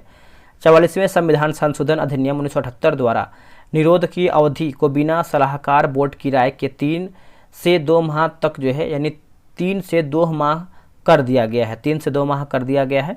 निम्न में से कौन जो है अभिसरणीय द्रव्यों को अलग करने की एक विधि है? तो इसका आंसर देख लेते हैं क्या है इसका आंसर। देखिए इसका सही आंसर आपका ऑप्शन नंबर बी हो जाएगा। अभिसरणीय द्रव्यों को अलग करने की एक विधि जो है प्रभाजी आसवन है। प्रभाजी आसवन, देखिए प्रभाजी आसवन विधि के द्वारा उन मिश्रित द्रव्यों का पृथक्करण किया जाता है जिनके क्वथनांकों में बहुत कम का अंतर होता है। दूसरे शब्दों में द्रव्यों के क्वथनांक एक दूसरे के समीप होते हैं। भूगर्भ से निकाले गए खनिज तेल से शुद्ध पेट्रोल, डीजल, मिट्टी का तेल आदि इस विधि द्वारा जो है पृथक किए जाते हैं। जलीय वायु से विभिन्न गैसों भी इसी विधि का द्वारा यानी गैसों भी इसी विधि द्वारा जो है पृथक किए जाते हैं। मिश्रण में जल मिलाने पर भारी अवयवों के नीचे तली में बैठ जाते हैं। बैठ जाने के क्रम को अवसादन कहते हैं। अवसादी मिश्रण को बिना हिलाए जल को मिट्टी सहित उड़ेलने की क्रिया को निस्तारण कहते हैं। क्या कहते हैं? निस्तारण कहते हैं। गंगा के निचले मैदान किस फसल के लिए जो है आदर्श परिस्थिति प्रदान करते हैं? तो आंसर हो जाएगा जूट, ऑप्शन नंबर ए सही होगा। गंगा के मैदान को 3 भागों में विभाजित किया जाता है। जैसे गंगा का उत्तरी मैदान, देखिए यहाँ पर देखिए लिखा गया है कि उत्तराखंड एवं पश्चिमी उत्तर प्रदेश में विस्तार। मध्य गंगा का मैदान की बात करते हैं तो पूर्वी उत्तर प्रदेश एवं पश्चिमी बिहार में विस्तार। गंगा का निचला मैदान की बात करते हैं तो पूर्वी बिहार, पश्चिमी बंगाल एवं बांग्लादेश में विस्तार। जूट के उत्पादन के लिए जलोढ़ मिट्टी है ना, जलोढ़ मिट्टी जो है 20 से 40 डिग्री सेल्सियस के मध्य तापमान और 70 से 80 सापेक्ष आर्द्रता की आवश्यकता है। इसलिए गंगा का निचला मैदान इसकी खेती के लिए आदर्श परिस्थिति जो है प्रदान करता है। भारत जूट का सबसे बड़ा उत्पादक है। इसके बाद बांग्लादेश और चीन का स्थान आता है। भारत में सर्वाधिक जूट का उत्पादन पश्चिम बंगाल में होता है। भारत में जूट उत्पादन में द्वितीय स्थान बिहार का है। बिहार के पूर्णिया, कटिहार, मधेपुरा आदि जिलों में इसकी खेती की जाती है। नेक्स्ट है, बोल रहा है निम्नलिखित में से कौन से द्वितीयक समकों के स्रोत हैं? तो ये आपका हो जाएगा ऑप्शन नंबर डी सही होगा, जिसमें से देखिए लिखा गया सरकारी रिपोर्ट होगा, समाचार पत्र होगा, पुस्तकें और वेबसाइट हो जाएगा। इसको देख लेते हैं। देखिए यहाँ पर सरकारी प्रकाशन है ना, प्रत्येक सरकार को अपने देश के आर्थिक विकास की जानकारी प्राप्त करने के लिए प्रतिवर्ष आर्थिक समीक्षा करनी होती है। उदाहरण जैसे राष्ट्रीय आय, प्रति व्यक्ति आय, निर्धनता का स्तर, बेरोजगारी, उसके बाद जीडीपी, कृषि उत्पाद, खनन, जनसंख्या आदि होता है। आयोग एवं समितियों के प्रकाशन। देखिए, सरकार समय समय पर विभिन्न आयोगों एवं समितियों का गठन करती रहती है जो अपनी विभिन्न रिपोर्ट प्रकाशित करती है। उदाहरण की बात करते हैं एग्जाम्पल के तौर पर, देखिए योजना आयोग, नीति आयोग, वेतन आयोग आदि। अर्ध सरकारी प्रकाशन। देखिए नगर निगम, नगर पंचायत, जिला पंचायत आदि अपने कार्य क्षेत्र से संबंधित जन्म, मृत्यु, शिक्षा, स्वास्थ्य आदि से संबंधित समंकों का संकलन कराती है और उन्हें प्रकाशित करती है। शोधकर्ताओं व अनुसंधान संस्थाओं के प्रकाशन। समाचार पत्र पत्रिकाओं के प्रकाशन। आगे हम देखेंगे। देखिए अंतर्राष्ट्रीय प्रकाश जैसे UNO, IMF, ILO, WHO आदि है। गैर सरकारी अथवा व्यापारिक संस्थाओं के प्रकाशन जैसे मनोरमा, ईयरबुक, जागरण, वार्षिकी, प्रतियोगिता, दर्पण आदि। यानी अप्रकाशित स्रोत। सरकार, संस्थाएं, संगठन अथवा व्यक्तियों द्वारा कुछ सामग्री संग्रहित की जाती हैं परंतु ये इनका प्रकाशन नहीं करा पाते हैं। किसी अनुसंधानकर्ता को यदि इस प्रकार की सामग्री या समंक उपलब्ध हो जाए तो वह इस सामग्री का उपयोग द्वितीयक सामग्री के रूप में कर लेता है। प्राचीन मगध राज्य की प्रथम राजधानी कौन सा शहर था? तो ये आपको हो जाएगा Rajgir, option number C. Magadh के सबसे प्राचीन वंश के संस्थापक बृहद्रथ था। इसकी राजधानी राजगिरी या फिर गिरिव्रज थी। हर्यक वंश का उदयन ने मगध की राजधानी राजगिरी से पाटलिपुत्र यानी पटना स्थानांतरित किया था। शिशुनाग ने मगध की राजधानी पाटलिपुत्र से हटाकर वैशाली में स्थापित किया। शिशुनाग का उत्तराधिकारी जो है कालाशोक पुनः राजधानी को पाटलिपुत्र ले गया। निम्न में से कौन प्रोटोजोआ जनित रोग है? तो ये आपको हो जाएगा कालाजार हो जाएगा, यानी कालाजार, ऑप्शन नंबर सी होगा। कालाजार यह लिस्मेनिया डोनवानी नामक प्रोटोजोआ से फैलता है। यह परजीवी का वाहक बालू मक्खी है। इसमें रोगी को तेज बुखार आता है। क्या आता है? तेज बुखार होता है। हैजा की बात करते हैं तो यह विब्रियो कोलेरा नामक जीवाणु के कारण होता है और मक्खियों द्वारा जो है फैलता है। रोगी के शरीर में जल की कमी हो जाती है तथा रक्त का संचार धीमा पड़ जाता है। उल्टी दस्त के साथ शरीर का सारा जल जो है निकल जाता है जिसके कारण प्यास बहुत बढ़ जाती है। और टाइफाइड यह सॉल्मोनेला टाइफी जीवाणु के कारण होता है। यह रोग प्रदूषित जल रोगी के मल मूत्र एवं थूक के द्वारा जो है फैलता है। इस रोग को फैलाने में मक्खियों की विशेष भूमिका होती है। इन्फ्लुएंजा यह एक जो है संक्रमण रोग है जिसका संक्रमण इन्फ्लुएंजी नामक रोगाणु के कारण होती है या होता है। इसे फ्लू भी कहते हैं। इस रोग का आक्रमण होने पर सिर और पूरे शरीर में जोड़ों का दर्द, सर्दी, खांसी तथा तेज ज्वर आदि लक्षण प्रकट होते हैं। अगला कि मोटोजीपी भारत रेस 2023 निम्नलिखित में से किस शहर में आयोजित जो है की गई थी? तो ये आपको हो जाएगा ग्रेटर नोएडा हो जाएगा, ऑप्शन नंबर डी सही होगा। इसके विजेता जो है आपके इटालियन राइडर मार्को बेचेची हैं। यह एक मोटरसाइकिल दौड़ है जिसे ग्रेटर नोएडा के पास दनकौर में बुध इंटरनेशनल सर्किट में आयोजित जो है किया गया है। वायु में ध्वनि तरंगें विचरण करती हैं तो हो जाएगा केवल अनुदैर्ध्य तरंगों के रूप में, ऑप्शन नंबर आपका डी सही होगा। देखिए ध्वनि तरंगें यांत्रिक अनुदैर्ध्य तरंगें होती हैं। यांत्रिक होने के कारण इन्हें संचरण के लिए माध्यम की आवश्यकता होती है। चूंकि ये अनुदैर्ध्य तरंग हैं अतः ये सभी माध्यम जैसे ठोस, द्रव, गैस में भी संचरण कर सकती हैं। किसी माध्यम का ताप बढ़ने पर उसमें ध्वनि की चाल बढ़ जाती है। वायु का 1 डिग्री सेल्सियस बढ़ने पर वायु में ध्वनि की चाल आपका 0.61 मीटर प्रति सेकंड बढ़ जाता है। ताप समान रहने पर गैसों में ध्वनि की चाल पर दाब का कोई प्रभाव नहीं पड़ता है। गैसों में ध्वनि तरंगों का वेग न्यूनतम होता है। हवा में ध्वनि का वेग 0 डिग्री सेल्सियस पर 332 मीटर प्रति सेकंड होता है। भिन्न भिन्न गैसों में ध्वनि की चाल भिन्न भिन्न होती है। हल्की गैस में ध्वनि की चाल ज़्यादा तथा भारी में कम होता है। रक्षा यानी भारत के रक्षा मंत्रालय द्वारा जो है माइक्रोसॉफ्ट ऑपरेटिंग सिस्टम को बदलकर कौन सा ऑपरेटिंग सिस्टम जो है लेने जा रहा है? तो ये आपका माया हो जाएगा, ऑप्शन नंबर बी होगा माया। देखिए माया ऑपरेटिंग सिस्टम 2021 में डीआरडीओ द्वारा विकसित एक ऑपरेटिंग सिस्टम है जिसे 15 अगस्त 2023 के बाद लागू किया गया था। यह रक्षा मंत्रालय के कंप्यूटरों के लिए सुरक्षा की भ्रामक परतें बना सकता है, उन्हें साइबर हमलों से छिपा सकता है। यह विदेशी देशों द्वारा ऑनलाइन खतरों के खिलाफ बाधा के रूप में कार्य करने के लिए चक्रव्यूह नामक एक अंतिम बिंदु पहचान और सुरक्षा प्रणाली द्वारा संचालित है। 2011 में भारत में किस केंद्र शासित प्रदेश में लिंगानुपात न्यूनतम रहा था? तो ये आपको हो जाएगा दमन एवं दीव, ऑप्शन नंबर बी सही आंसर होगा। देखिए 2011 के जनगणना के अनुसार सर्वाधिक लिंगानुपात वाला केंद्र शासित प्रदेश आपका देखेंगे तो आपका पुडुचेरी 1037 होगा। लिंगानुपात में द्वितीय स्थान लक्षद्वीप 947 केंद्र शासित प्रदेश है। न्यूनतम लिंगानुपात वाले केंद्र शासित प्रदेश दमन व दीव 618।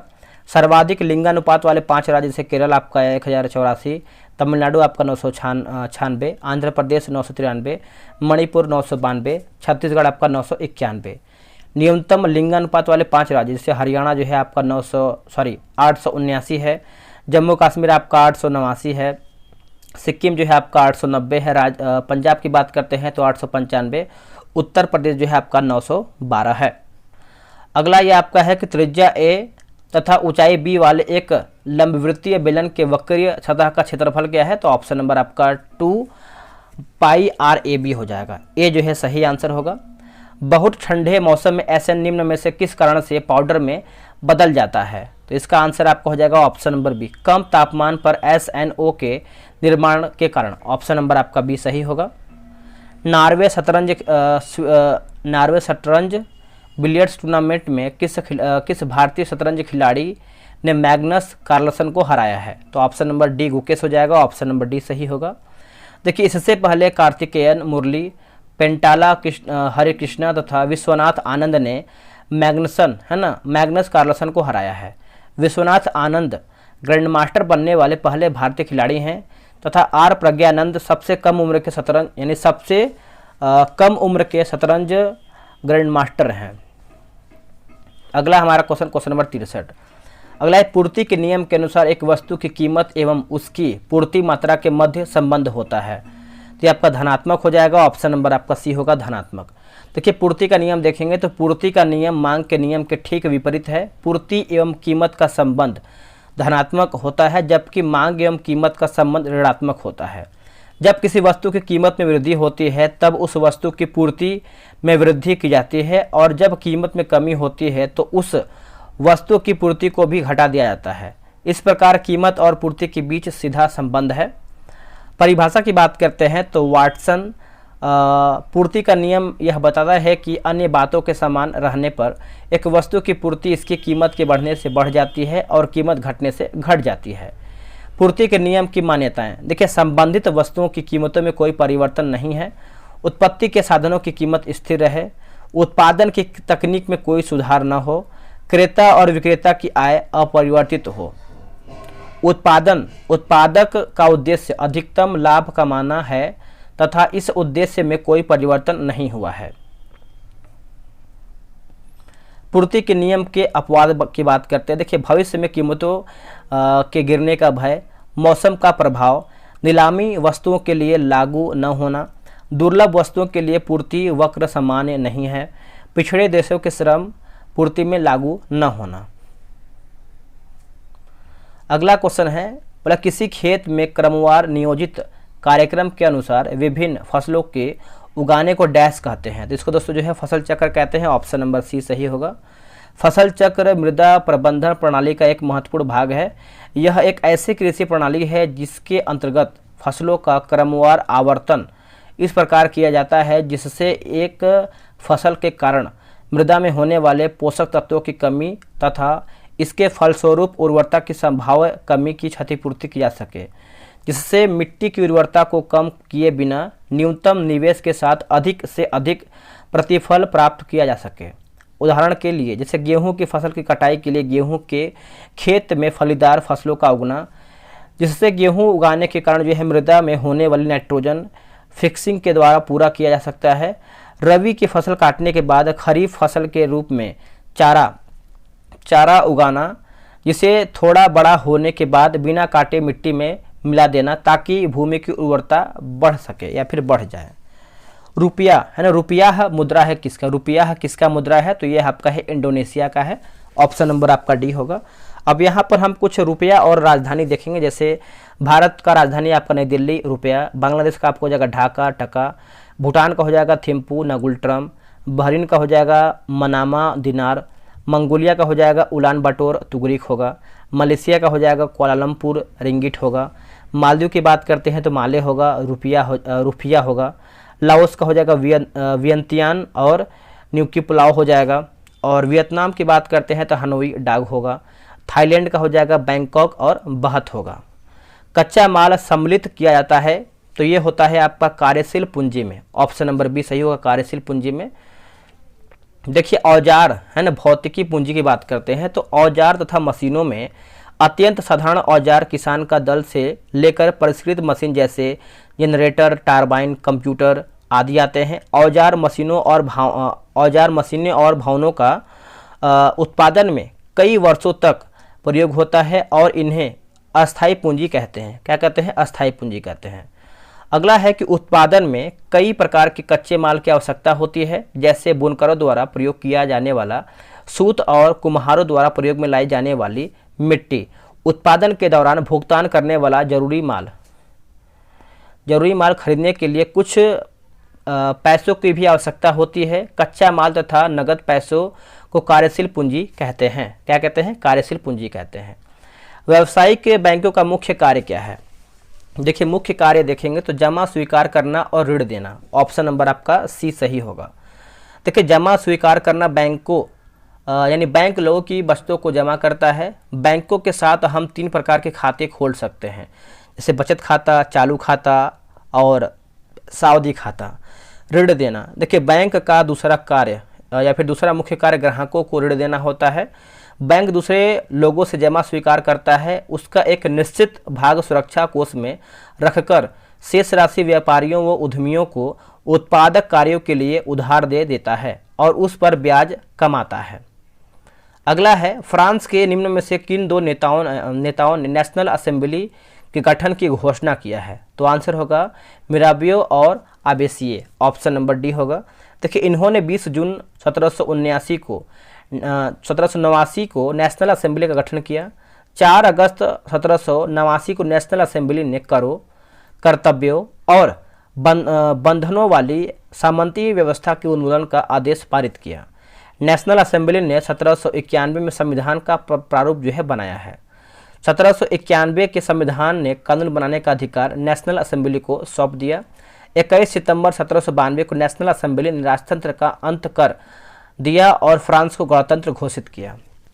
अगला कि बाणों को रखने का साधन वाक्यांश के लिए एक शब्द है, तो ये आपको हो जाएगा तुरीन हो जाएगा। ऑप्शन नंबर तू ऋण हो जाएगा। Option number C. अब यहाँ पर कुछ इंग्लिश का भी क्वेश्चन दिया गया है कि change the following sentence into indirect speech from the option given below, है ना। यहाँ पर देखिए he said to me my cousin has draw this picture, तो इसका ऑप्शन देख लेते हैं क्या है इसका सही आंसर। इसका सही आंसर देखेंगे तो ऑप्शन नंबर आपका डी सही आंसर हो जाएगा। भारत रत्न विजेता भूपेन हजारिका निम्नलिखित में से किस क्षेत्र से जो है संबंधित है? भूपेन हजारिका, तो यह है कला से संबंधित। ऑप्शन नंबर ए सही होगा। देखिए वर्ष 2019 में यह पुरस्कार 3 व्यक्ति प्रणब मुखर्जी, भूपेन हजारिका और नानाजी देशमुख को दिया गया है। यह कला, साहित्य तथा विज्ञान या बड़े पैमाने पर जन सेवा में उत्कृष्ट कार्य करने के लिए देश का सबसे बड़ा राष्ट्रीय पुरस्कार है। इसकी शुरुआत जो है 1954 में हुआ था। यह 26 जनवरी को भारत के राष्ट्रपति द्वारा दी जाती है। इसके मेडल में पीपल के पत्ते के आकार पर सूर्य का चित्र जो है अंकित रहता है। एक वर्ष में अधिकतम 3 व्यक्तियों को ही भारत रत्न जो है दिया जा सकता है। भारत रत्न से पृथक है ना, माफ कीजिएगा, भारत रत्न से पुरस्कृत प्रथम जो व्यक्ति हैं डॉक्टर सर्वपल्ली राधाकृष्णन थे। मरणोपरांत सर्वप्रथम लाल बहादुर शास्त्री को भारत रत्न से जो है सम्मानित किया गया था। अब यहाँ पर देखिए सन दिया गया है और कब कब किसको मिला है इसको भी हम देख लेते हैं। जैसे 1954 की बात करते हैं तो एक सेकेंड, 1954 में जो है डॉक्टर सर्वपल्ली राधाकृष्णन, चक्रवर्ती राजगोपालाचारी, डॉक्टर चंद्रशेखर वेंकट रमन, 1955 की बात करते हैं डॉक्टर भगवान दास, डॉक्टर मोक्षगुंडम विश्वेश्वरैया जवाहरलाल नेहरू। 1957 की बात करते हैं तो पंडित गोविंद पल्लव पंत। 1958 जो है आपका धुंधो केशव कर्वे। 1961 जो है आपका विधान चंद्र राय, राजर्षि पुरुषोत्तम दास टंडन। 1962 की बात करते हैं तो राजेंद्र प्रसाद। 1963 की बात करते हैं डॉक्टर जाकिर हुसैन, डॉक्टर पांडुरंग वामन काणे होगा। 1966 की बात करते हैं तो लाल बहादुर शास्त्री मरणोपरांत पुरस्कार पाने वाले प्रथम व्यक्ति हैं। और 1971 में जो है इंदिरा गांधी। 1975 की बात करते हैं तो वराह वेंकट गिरी।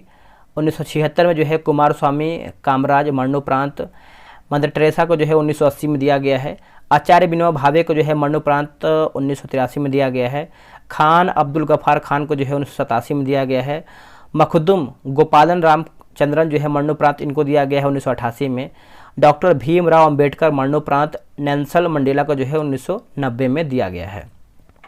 और भी कुछ दिया गया है जैसे राजीव गांधी मरणोपरांत, सरदार वल्लभ भाई पटेल मरणोपरांत और मोरारजी देसाई को 1991 में दिया गया है। मौलाना अबुल कलाम आज़ाद, गुलजारी लाल नंदा मरणोपरांत, JRD टाटा सत्यजीत रे को जो है 1992 में। APJ अब्दुल कलाम, गुलजारी लाल नंदा मरणोपरांत, अरुणा आसफ अली मरणोपरांत 1997 में दिया गया है। और MS सुब्बालक्ष्मी, C सुब्रमण्यम, जयप्रकाश नारायण मरणोपरांत 1998 में। पंडित रविशंकर, प्रोफेसर अमृत सेन एवं गोपीनाथ बारदोलोई मरणोपरांत 1999 में दिया गया है। लता मंगेशकर, उस्ताद बिस्मिल्लाह खां को 2001 में दिया गया है। भीमसेन जोशी की बात करते हैं 2008 में दिया गया है।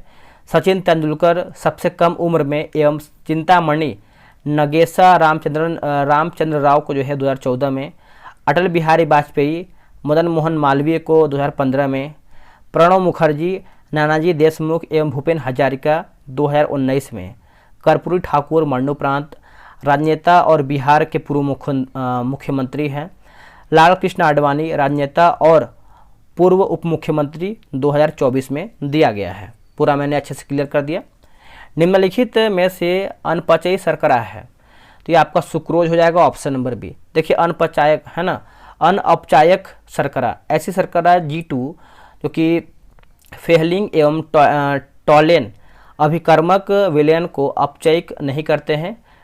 हाइड्रोक्सिल एमिन के साथ ऑक्सीम नहीं बनाता है एवं परिवर्ती ध्रुवण घूर्णन जो है प्रदर्शित नहीं करता है। मुख्यमंत्री के कार्य व शक्तियों का उल्लेख भारतीय संविधान के किस अनुच्छेद में मिलता है? तो यह हो जाएगा अनुच्छेद 167 में, ऑप्शन नंबर बी सही होगा, अनुच्छेद 167। मुख्यमंत्री मंत्रालयों का प्रधान होता है, वह सभी मंत्रालयों पर निगरानी एवं सामंजस्य तथा समन्वय स्थापित करने का कार्य करता है। अनुच्छेद 167 के अनुसार प्रत्येक राज्य के मुख्यमंत्री का यह कर्तव्य होगा कि राज्य के प्रशासन संबंधित सूचना राज्यपाल को प्रदान करे। राज्य के प्रशासन संबंधित और विधान विषयक प्रस्थापनाओं संबंध है ना संबंधित मंत्रिपरिषद के सभी विनिश्चय राज्यपाल को संसूचित करना एवं इससे संबंधित जो जानकारी राज्यपाल मांगे उसे देना। मुख्यमंत्री का यह भी दायित्व है कि अगर किसी विषय पर किसी मंत्री ने निश्चित कर दिया है परंतु मंत्रिपरिषद द्वारा विचार नहीं किया गया है तो राज्यपाल द्वारा अपेक्ष किए जाने पर परिषद के समक्ष विचार के लिए रखे। अनुच्छेद 162 का संबंध राज्य के कार्यपालिका शक्ति का विस्तार से है। यह विस्तार उन विषयों पर होगा जिनके संबंध में उस राज्य के विधानमंडल को विधि बनाने की शक्ति है। अनुच्छेद 168 राज्यों के विधानमंडलों का गठन का प्रावधान करता है। अनुच्छेद 169 राज्यों में विधान परिषदों का उत्साधन या सृजन का प्रावधान करता है। आंत में पाचन के पश्चात अवशोषित वसा का वहन किया जाता है तो हो जाएगा लसिका द्वारा, ऑप्शन नंबर बी सही होगा। देखिए वसा के पाचन के परिणाम स्वरूप वसा में घुलनशील विटामिन जो कि मोनोग्लिसराइड, ग्लिसरॉल, कोलेस्ट्रॉल और मोनोग्लिसराइड्स को संचार प्रणाली में प्रवेश की आवश्यकता होती है जो लसिका द्वारा संपन्न किया जाता है। इसके पश्चात इसका उपयोग शरीर के चारों ओर कोशिकाओं द्वारा जो है किया जाता है। एक बार वसा आंतों की कोशिकाओं में प्रवेश कर जाते हैं तो रक्त प्रवाह सीधे लघु और मध्य श्रृंखला फैटी एसिड और ग्लिसरॉइड है ना, ग्लिसरॉल को अवशोषित कर रक्त प्रवाह में स्थानांतरित करने में मदद करता है। वसा का पाचन एवं अवशोषण एक जटिल प्रक्रिया एवं यह अधिकांशतः पेट और छोटी आंत में संपन्न होता है। अगला कि फिटकरी गलने पर है ना, गलने पर पानी किस प्रक्रिया का पानी को किस प्रक्रिया द्वारा स्वच्छ करती है। यहाँ पर टाइप मिस्टेक है, गलने लिखा है, तो देखिए आंसर हो जाएगा आपका स्कंदन हो जाएगा, सी होगा। जब कोलाइडी विलयन में कोई विद्युत अपघट्य मिलाते हैं तो कोलाइडी कणों का आवेश उदासीन हो जाता है और उसका अवक्षेपण हो जाता है, इसे स्कंदन कहते हैं। स्कंदन का उपयोग अशुद्धियों के आकार को बड़ा करने के लिए किया जाता है ताकि वे अवसादन टैंक में नीचे बैठ जाए। फिटकरी या एल्यूमिनियम सल्फेट या उपयोग आमतौर पर जल उपचार में स्कंदन के रूप में किया जाता है। फिटकरी पानी में मौजूद रोगजनकों को मारने में प्रभावी होता है। इस प्रक्रिया को कीटाणु शोधन के रूप में जाना जाता है।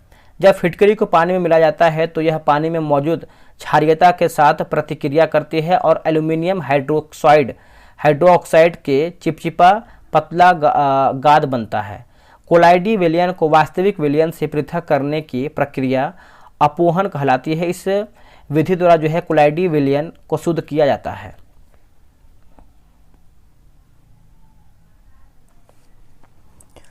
आगे हमारा प्रश्न है, देखिए बोले कॉपर छीलन को सांद्र H2SO4 के साथ गर्म करने पर क्या मुक्त होता है। तो आपको हो जाएगा SO2 हो जाएगा, ऑप्शन नंबर बी सही होगा। वास्को डी गामा भारत में कब आया था। तो आपको हो जाएगा 1498, ऑप्शन नंबर सी। प्रथम पुर्तगाली वास्को डी गामा गुजराती पथ प्रदर्शक अब्दुल मनीद की सहायता से 90 दिन की समुद्री यात्रा के बाद 17 मई 1498 ईस्वी को भारत के पश्चिमी तट पर स्थित कालीकट यानी केरल पहुंचा। वहां पर जमोरी ने उसका स्वागत किया। 1502 ईस्वी में वास्को डी गामा पुनः भारत आया। पेट्रो अल्ब्रेज केब्रॉल दूसरा पुर्तगाली था जो 31 दिसंबर 1500 को भारत आया था, 1500 ईस्वी में भारत आया था।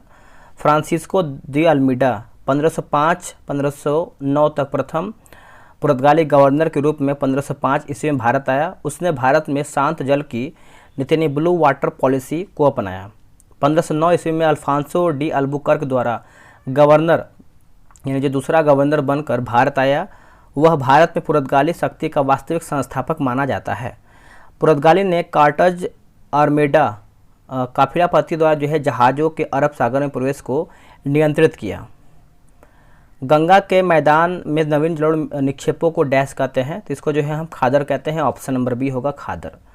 तो धरातलीय स्वरूप के आधार पर उत्तर भारत के विशाल मैदान को 4 भागों में बांटा गया है। जिसे भाबर की बात करते हैं तो यह शिवालिक की तलहटी में सिंधु से लेकर तीस्ता तक अवांछनीय रूप में मिलता है। इसकी चौड़ाई आपका 8 से 16 किलोमीटर है। कंकड़ पत्थरों की अधिकता के कारण इसमें इतनी अधिक पारगम्यता सांद्रता है कि नदियाँ यहाँ विलीन हो जाती है। यह क्षेत्र कृषि के लिए उपयुक्त नहीं है। तराई की बात करते हैं तो यह भाभर के दक्षिण भागों में स्थित 15 से 30 किलोमीटर चौड़ी दलदली पेटी है। अधिक सांद्रता एवं वर्षा के कारण यह प्रायः दलदली क्षेत्र है। भाबर प्रदेश की लुप्त नदियां यहाँ पुनः सतह पर आ जाती हैं। बांगर की बात करेंगे तो यह पुराने जलोढ़ों से निर्मित होती है। यहाँ सामान्यतः बाढ़ का पानी नहीं पहुँच पाता है। जहाँ इस प्रदेश में कंकड़ पत्थरों के कारण असमतल व ऊंची भूमि पाई जाती है, उसे भूड कहा जाता है। क्या कहते हैं? भूड।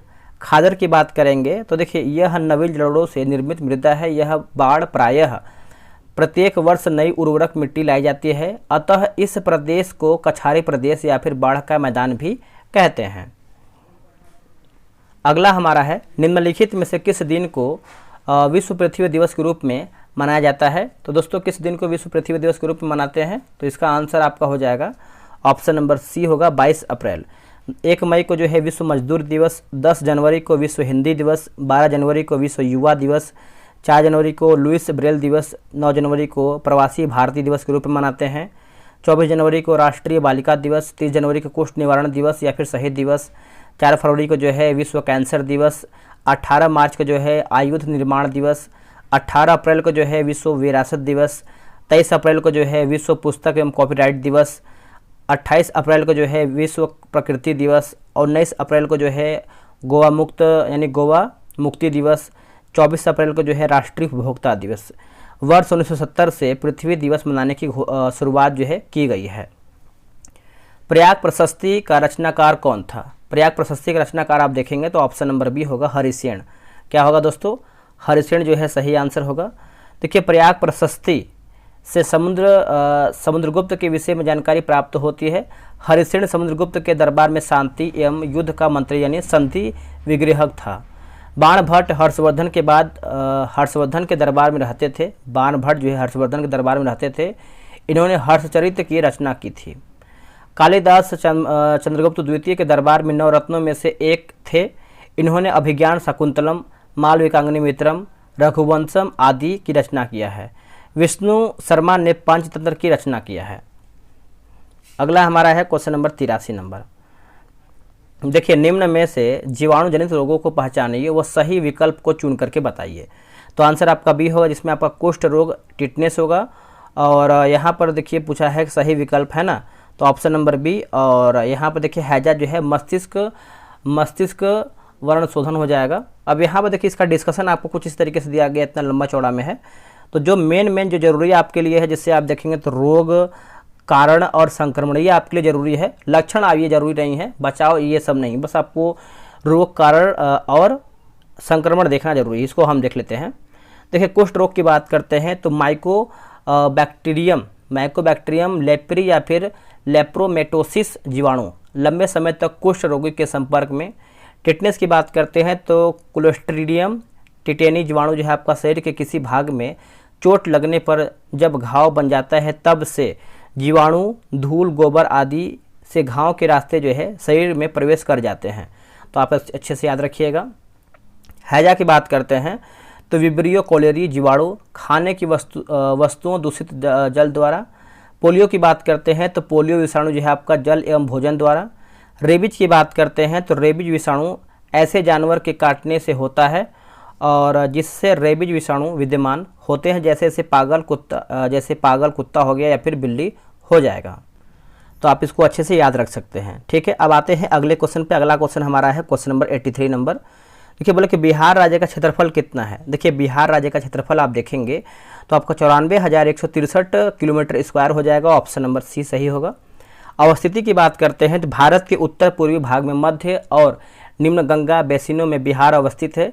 राज्य का देशांतरी विस्तार की बात करते हैं तो 24 डिग्री 20 मिनट 10 सेकेंड से लेकर के 27 डिग्री 31 मिनट 15 सेकेंड उत्तरी अक्षांश तक है। राज्य का देशांतरी विस्तार की बात करते हैं 83 डिग्री 19 मिनट 50 सेकेंड से लेकर के 88 डिग्री 17 मिनट 40 सेकेंड पूर्वी देशांतर तक है। बिहार का आकार जो है लगभग आयताकार है। क्या है? आयताकार है बिहार का। आगे हमारा क्षेत्रफल की दृष्टि से बिहार का स्थान जो है सभी राज्य या फिर केंद्र शासित प्रदेशों में 13वां है। उत्तर से दक्षिण लंबाई की बात करते हैं 345 किलोमीटर है। पूरब से पश्चिम चौड़ाई जो है आपका 483 किलोमीटर है। समुद्र तल से दूरी लगभग की बात करते हैं तो 173 फीट 53 मीटर होगा। ठीक, समुद्र तल से दूरी लगभग की बात करते हैं 200 किलोमीटर है।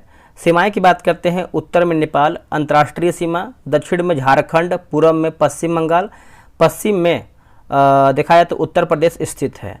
क्षेत्रफल की दृष्टि से सबसे बड़ा जिला जो है आपका पश्चिमी चंपारण है। क्षेत्रफल की दृष्टि से सबसे छोटा जिला देखेंगे तो आपका शिवहर है। सबसे उत्तरी जिला की बात करते हैं तो पश्चिमी चंपारण। सबसे दक्षिणी जिला की बात करते हैं तो आपका गया है। सबसे पश्चिमी जिला जो है आपका कैमूर है।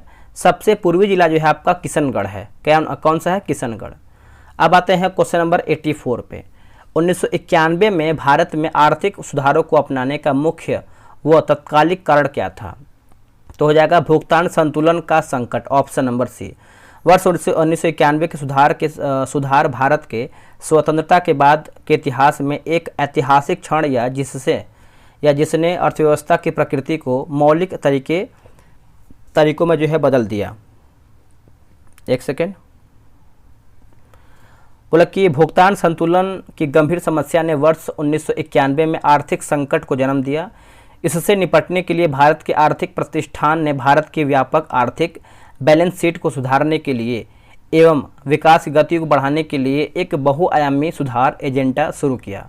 1990 के बाद की भारत की आर्थिक रणनीति, देखिए इसके तहत आर्थिक व्यवस्था पर हावी होने वाले एवं विकास की गति को बाधित करने वाले गैर जरूरी, नियंत्रणकारी और परमिट के विकास तंत्र को जो है समाप्त कर दिया। इसके तहत राज्य की भूमिका को आर्थिक लेन देन के सूत्रधार के रूप में और वस्तुओं और सेवाओं के प्राथमिक प्रदाता के बजाय एक तटस्थ नियामक के रूप में परिभाषित किया है। इसने आयात प्रतिस्थापन के बदले और वैश्विक व्यापार प्रणाली के साथ पूरी तरह से एकत्रित होने का नेतृत्व किया है। इमरजेंसी यानी आपातकालीन हार्मोन कहाँ पाया जाता है?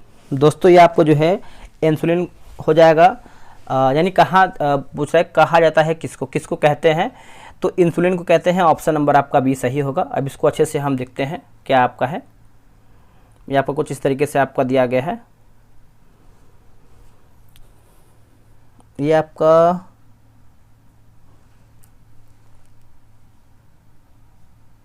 पचासी का डिस्कशन देखिए ऊपर दिया गया है, इसको हम देख लेते हैं। यहाँ पर डिस्कशन है बोला कि एड्रीनलिन, इस हार्मोन को एड्रीनिन एवं एपिनेफ्रिन कहते हैं। यह हार्मोन मेडुला से स्रावित हार्मोन का अधिकांश भाग होता है। यह हार्मोन क्रोध, डर, मानसिकता, तनाव एवं व्यस्तता की आवश्यकता में अत्यधिक स्रावित होने लगता है, जिससे इन संकटकालीन परिस्थितियों में उचित कदम उठाने का निर्णय लिया जा सकता है। यह हार्मोन हृदय स्पंदन की दर को बढ़ाता है। यह हार्मोन रोंगटे खड़े होने के लिए प्रेरित करता है। यह आंख की पुतलियों को फैलाता है। अधिवृक्क ग्रंथि से निकलने वाले इस हार्मोन को लड़ो और उड़ो हार्मोन कहा जाता है। समुद्री जैव विविधता के लिए भारत का पहला राष्ट्रीय केंद्र में स्थित है, तो ये आपको हो जाएगा जामनगर। ऑप्शन नंबर ए सही होगा।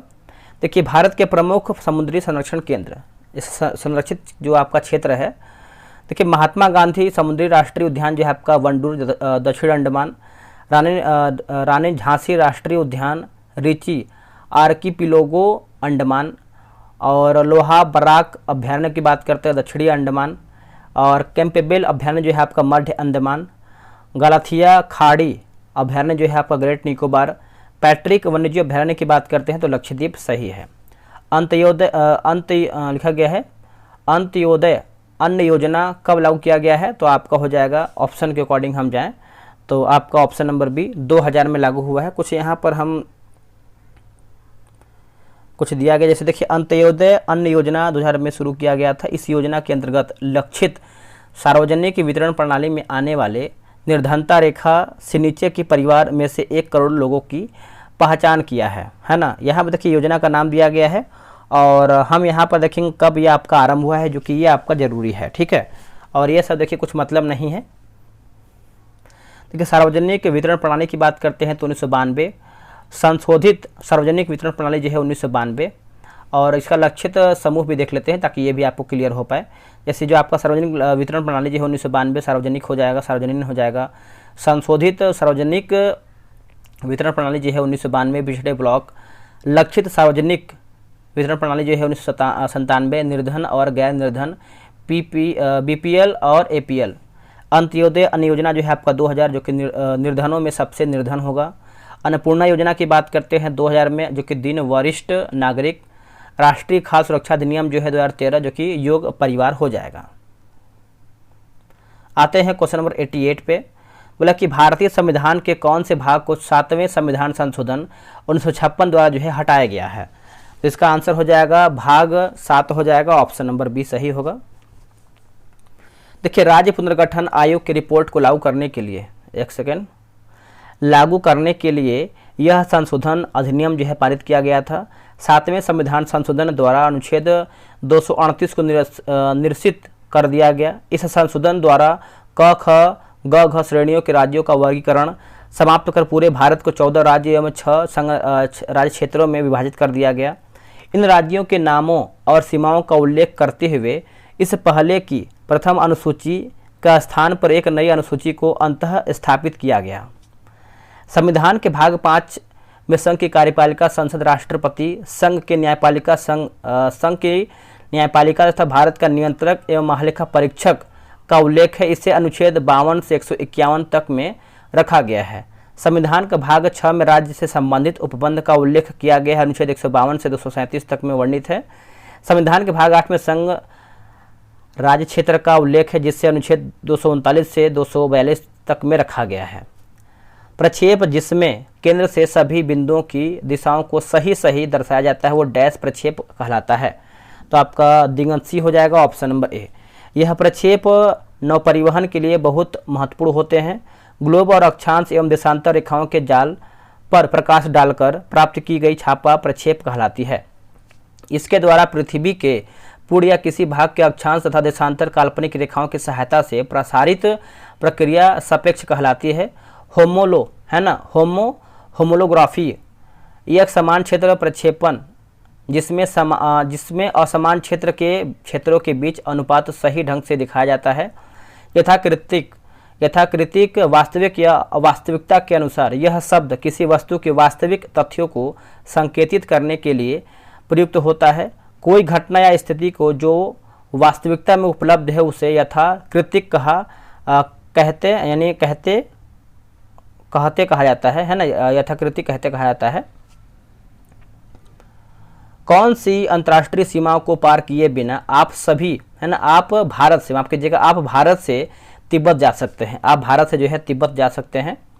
तो देखिए इसका आंसर आपका डी हो जाएगा, जो कि भारत म्यांमार सीमा को पार किए बिना भारत से आप तिब्बत जा सकते हैं। भारत म्यांमार सीमा भारत के पूर्व में स्थित, जबकि तिब्बत उत्तर दिशा में स्थित है। ये आपका फिगर बना हुआ है, यानी आप बोल सकते हैं नक्शा है। आगे हमारा है, आपका बोला कि यदि सीमांत उपभोग प्रवृत्ति MPC 0.8 है तो गुणक का मान क्या होगा। तो ये आपका 5 हो जाएगा, ऑप्शन नंबर ए सही होगा। ये आपका मैथ का क्वेश्चन दिया गया है। अगला हमारा क्वेश्चन है क्वेश्चन नंबर 93, बोला कि अल हिलाल नामक अखबार की स्थापना किसने किया है। तो Abul Kalam Azad, option number D. देखिए इंडिया विंस फ्रीडम पुस्तक के लेखक जो है अबुल कलाम आज़ाद थे। भारत छोड़ो आंदोलन का प्रस्ताव या फिर प्रारूप की बात करते हैं तो मौलाना अबुल कलाम आज़ाद ने बताया था। 14 जुलाई 1942 को अबुल कलाम आज़ाद की अध्यक्षता में वर्धा में कांग्रेस कार्य समिति की बैठक में भारत छोड़ो आंदोलन पर एक प्रस्ताव जो है पारित किया गया था। स्वतंत्र भारत के प्रथम शिक्षा मंत्री जो है अबुल कलाम आज़ाद थे। अधिसूचित क्षेत्र समिति के सदस्य पूछ रहा है, तो राज्य सरकार द्वारा जो है मनोनीत होते हैं, ए जो है सही आंसर होगा। शहरी स्थानीय सरकार के 8 स्वरूपों में शक एवं अधिसूचित क्षेत्र समिति हैं। तेजी से विकसित हो रहे कस्बों और बुनियादी सुविधाओं से वंचित कस्बों के लिए अधिसूचित क्षेत्र समितियों का गठन किया जाता है। इस राज्य सरकार के अधिनियम द्वारा स्थापित किया गया है। भारत में शहरी स्थानीय सरकार के 8 शहरी स्थानीय निकाय हैं, जिसमें से देखिए नगर निगम, नगर पालिका, अधिसूचित क्षेत्र समिति, नगर क्षेत्र समिति, छावनी बोर्ड, टाउनशिप, पोर्ट ट्रस्ट, विशेष प्रयोजन एजेंसी हो जाएगा। निम्नलिखित में से कौन बंगाल में अस्थायी बंदोबस्त को प्रस्तावक था। आंसर क्या होगा इसका। देखिए इसका सही आंसर आप देखेंगे तो ऑप्शन नंबर ए सही आंसर होगा, यानी सर जॉन शोर था। 1793 में लॉर्ड कॉर्नवालिस ने जॉन शोर सलाह पर, है ना, जॉन शोर के सलाह पर भू राजस्व का अस्थायी बंदोबस्त प्रणाली का प्रारंभ किया। यह व्यवस्था जो है बंगाल, बिहार, उड़ीसा तथा उत्तर प्रदेश के वाराणसी एवं उत्तरी कर्नाटक में लागू था। इस व्यवस्था के अंतर्गत जमींदारों के एक नए वर्ग को भूस्वामी घोषित कर दिया गया, जिसे भूमि के लगान 10/11 भाग कंपनी को देना था तथा 1/11 भाग अपने पास रखना था। यह व्यवस्था तत्कालीन ब्रिटिश भारत की लगभग 19% भूमि पर लागू जो है किया गया है। अस्थायी बंदोबस्त या जमींदारी प्रथा, इस व्यवस्था को जमींदारी जो कि मालगुजारी व बिस्वेदारी के नाम से भी जाना जाता था। ध्वनि का वेग सबसे तेज होता है, तो आपको हो जाएगा स्टील में, ए जो है सही होगा। ध्वनि तरंगे यांत्रिक अनुदैर्ध्य तरंगे होती हैं। यांत्रिक होने के कारण इन्हें जो है संचरण के लिए माध्यम की आवश्यकता होती है। चूंकि ये अनुदैर्ध्य तरंग है, अतः ये सभी माध्यमों यानी ठोस, द्रव एवं गैस में संचरण कर सकती है। निर्वात में ध्वनि का संचरण नहीं हो पाता है क्योंकि माध्यम अनुपस्थित होता है, अर्थात वायुमंडल नहीं रहता है। यही कारण है कि अंतरिक्ष यात्रा चंद्रमा के धरातल पर एक दूसरे की बात नहीं सुन सकते हैं। चाल की ध्वनि की चाल, स्पीड ऑफ साउंड।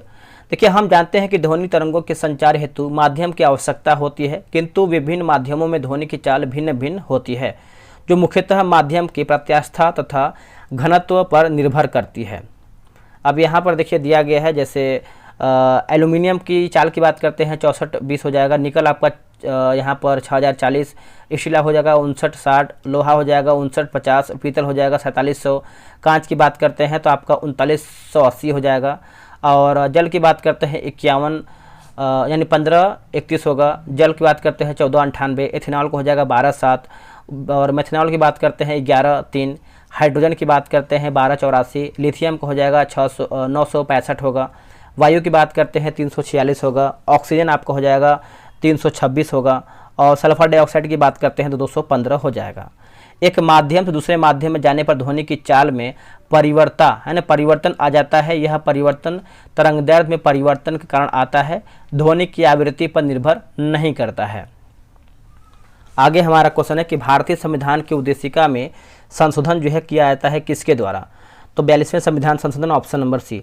भारतीय संविधान की प्रस्तावना या फिर उद्देशिका में 42वें संविधान संशोधन द्वारा 3 नए शब्द जोड़े गए हैं, समाजवादी, पंथनिरपेक्ष और अखंडता को जोड़ा गया है। 42वें संविधान संशोधन को लघु संविधान भी कहा जाता है। यह मुख्यतः सरदार स्वर्ण सिंह समिति की सिफारिश पर मूर्त रूप है या फिर मूर्त रूप था। इसके तहत 74 का क्लॉज 1 को संशोधित कर स्पष्ट कर दिया गया है कि राष्ट्रपति प्रधानमंत्री और उसकी मंत्रिपरिषद की सलाह के अनुसार कार्य करेगा। इसी संशोधन के अंतर्गत मौलिक कर्तव्य को जोड़ा गया है। 31 अनुच्छेद 31 का ज को शामिल कर राष्ट्र विरोधी गतिविधियों तथा सम्मेलनों को वर्जित करने वाली विधियों को संविधान के 14-19 है ना, संविधान के 14-19 एवं 31 के उल्लंघन के आधार पर न्यायिक पुनर्विलोकन से संरक्षण जो है प्रदान किया गया है।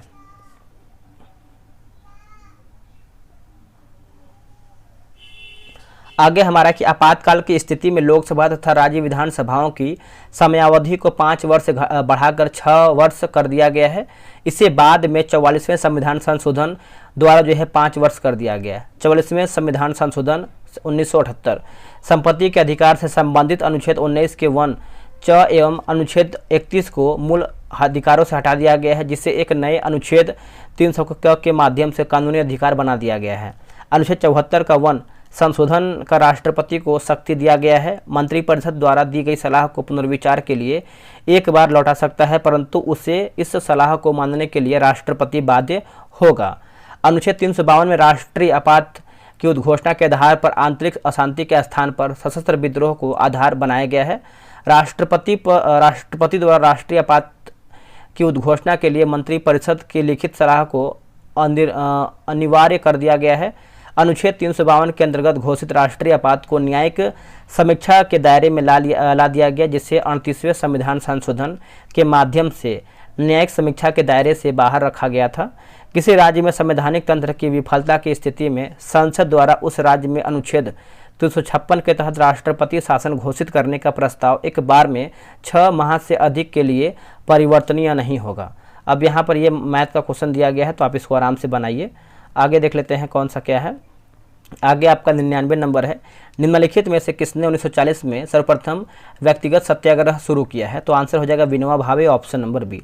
व्यक्तिगत सत्याग्रह 17 अक्टूबर 1940 को महाराष्ट्र के पवनार आश्रम से शुरू हुआ है, और जवाहरलाल नेहरू दूसरे सत्याग्रही तथा ब्रह्मदत्त तीसरे सत्याग्रही थे जिन्होंने व्यक्तिगत सत्याग्रह किया।